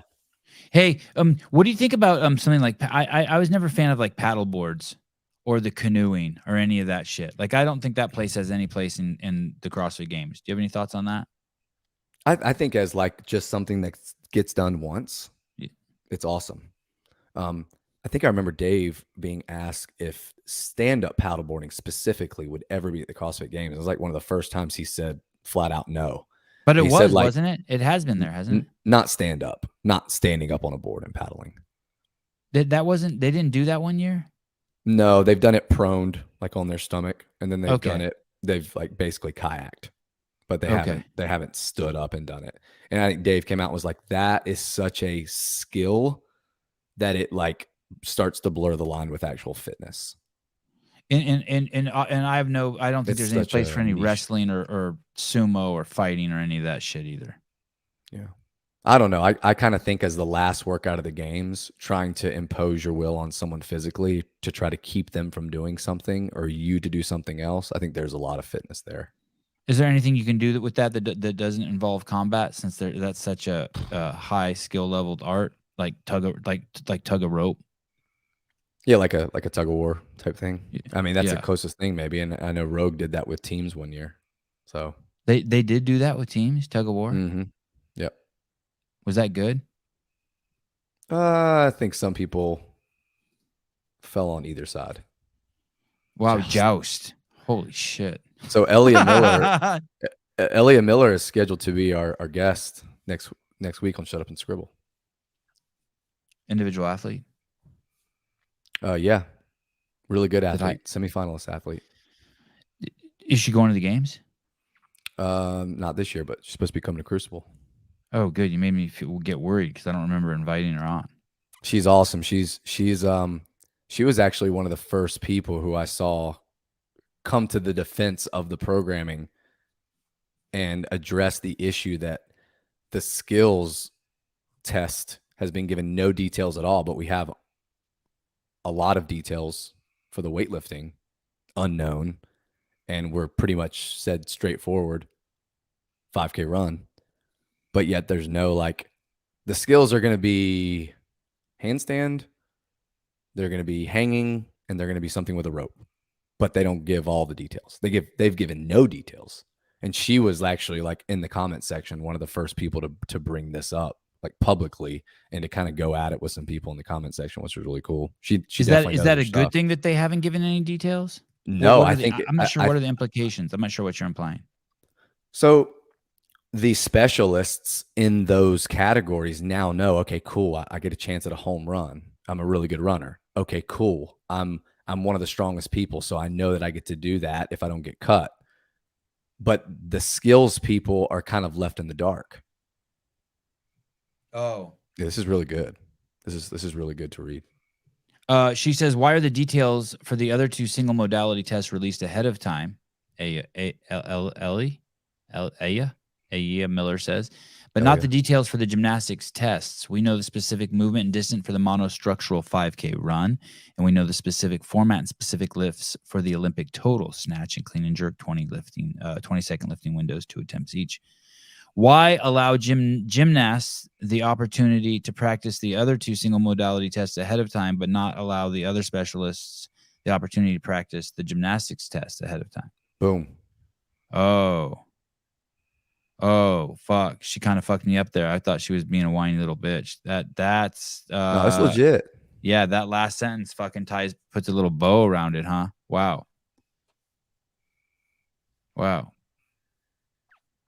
Yeah, and I get some of the arguments here of like, can you really get better at a 5K in 2 weeks? Can you really get stronger? Well, no, but you have that knowledge at least of what's coming. So yeah, it's she's a huge fan of the show, and I think she's gonna be a great guest to get on and talk programming with. She clearly knows her stuff. Yeah.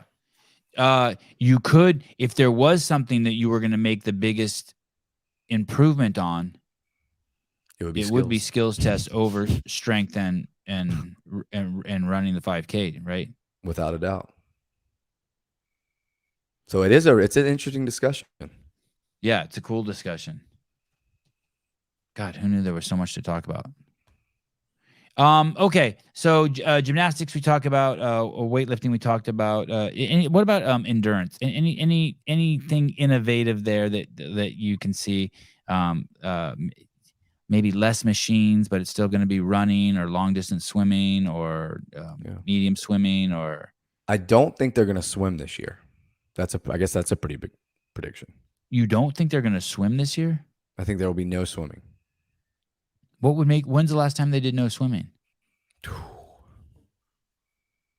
JR needs a lamp. It's late there, and he sure the fuck does need a lamp. It's been eating away at me the whole show, and he's better to look at than me too. He definitely needs a lamp. Why not swimming, JR? That's crazy. That's crazy talk. You think they'll be kayaking or fucking paddle boarding or some shit? Yeah, I think they could be on the water, but I don't think there will be any swimming. When's the last time there wasn't swimming? That's a really good question, and I'm not sure. I mean, it's been a long time. God, Vellner's gonna love that if that's true. Yeah. But I do think that the way the events have been laid out, and we kind of know 2 of them, like we can assume that Helen's still going to have some running, and we know there's a 5K run, that some of the adapted divisions are doing 5K ski. I think it would be beautiful from a programming standpoint if there was a 3rd running workout throughout the weekend and it was a true sprint, whether there was agility, some lateral movement, like some of the shuttle sprints in the past where it's just a straight foot race. You have 400-meter repeats where you have to run hard, but it's still sub-maximal. You've got a long endurance run, and then you've got a sprint. I think that would be awesome if there were 3 running workouts and we got a little different variety there with each one. From a machine standpoint, though, I do predict that the bike erg will make its debut at the CrossFit Games. And for a lot of people that are thinking, what do you mean the bike erg? The bike erg has never been used in CrossFit Games competition for individuals. Not once. Only row and ski. The bike erg was used last year for the masters and the teens in a workout very similar to the skills 1 and 2, where they did a max bike erg calorie, a weighted pull-up max, which I think still could come out for the individuals. I'll throw that out there. Weighted pull-up as a test this year. And 1 rep max front squat. But the bike erg, the stationary bike, has never been used in the CrossFit Games since it's been made. We had the Watt bike with the killer cage, but the Biker, a non-fan stationary bike, has not been, the Concept 2 has not been used. And I think this year it will be used. Whether or not they actually do biking, like road biking or mountain biking, I think the Biker will get used this year. And Madison's home to like Trek or Specialized or some shit. Trek, I believe. Yeah. So that's Wow. interesting. But I do think the Biker will make its way into the programming, and it never has before for individuals, not at any stage. You think the bike's going to be in there since Trek's there and they've been a good partner? I could see them biking twice. It would. I think they're trekking. I can't see them not trekking with Trek being there. I'd rather have them actually bike than do a stationary bike. Yeah, me too. All right, buddy. Are we going to see you Friday night? This Friday for Tyler's show? Yeah. I I think like it how it's called Tyler's show. Shit. You like that? Yeah. Put all the pressure on him. You guys, just so you know, part of this week's show is we are going to look at Tyler Watkins' fitness fantasy app, which is he's killing. So many people have signed up. So he'll be on the show and we'll be talking about that. Everyone pull out their phones and we'll all sign up at the same time. It'll be cool. All right. If we left any stones unturned, JR will be back this Friday or sometime soon. There's going to be a lot of people who said he was an idiot. See, he didn't get anything right. That's why I reminded everybody that a broken clock's right twice a day. So last year it was just the broken clock thing. And I will see you guys tomorrow morning. Tomorrow morning, I have someone on. I don't even know how to say their name, but I'm excited to have them on. Mikhail Weslowski. Then I have Jake Douglas on at 7:45 a.m. Then I'm going to take the afternoon off. Just chill. And then in the evening, Paige Powers, one of my favorite guests I've ever had on. Cool as shit. God, I'd like to see her do great. And then later on this week, wow, we start early. Tuesday morning, we start at 6:15 a.m. Pacific Standard Time with Nick Matthew. Then Olivia Kerstetter, then Kaike Cerveni, then Emily Rolfe in the evening. Then the next day, we started Luke Parker, Paige Semenza, James Sprague. Holy shit. Colton Mertens, Jack Farlow, Uldis Upanex, Jamie Simmons. I heard she's a great guest. You ever watch a podcast with her, JR? I want to say I have heard one with her, but I don't remember whose podcast it was. Someone told me today she's fucking the bomb. I can't wait. And then the CrossFit Games update show. Wow. Oh, my goodness. Sunday, 7 a.m. Pacific Standard Time. All of the people, the filmmakers who will be helping me, the team behind the scenes will be on 7 a.m. Sunday morning. You will get to see us all, ask us any questions. That's going to be fucking dope. And then on the 31st, Monday, I fly to Madison.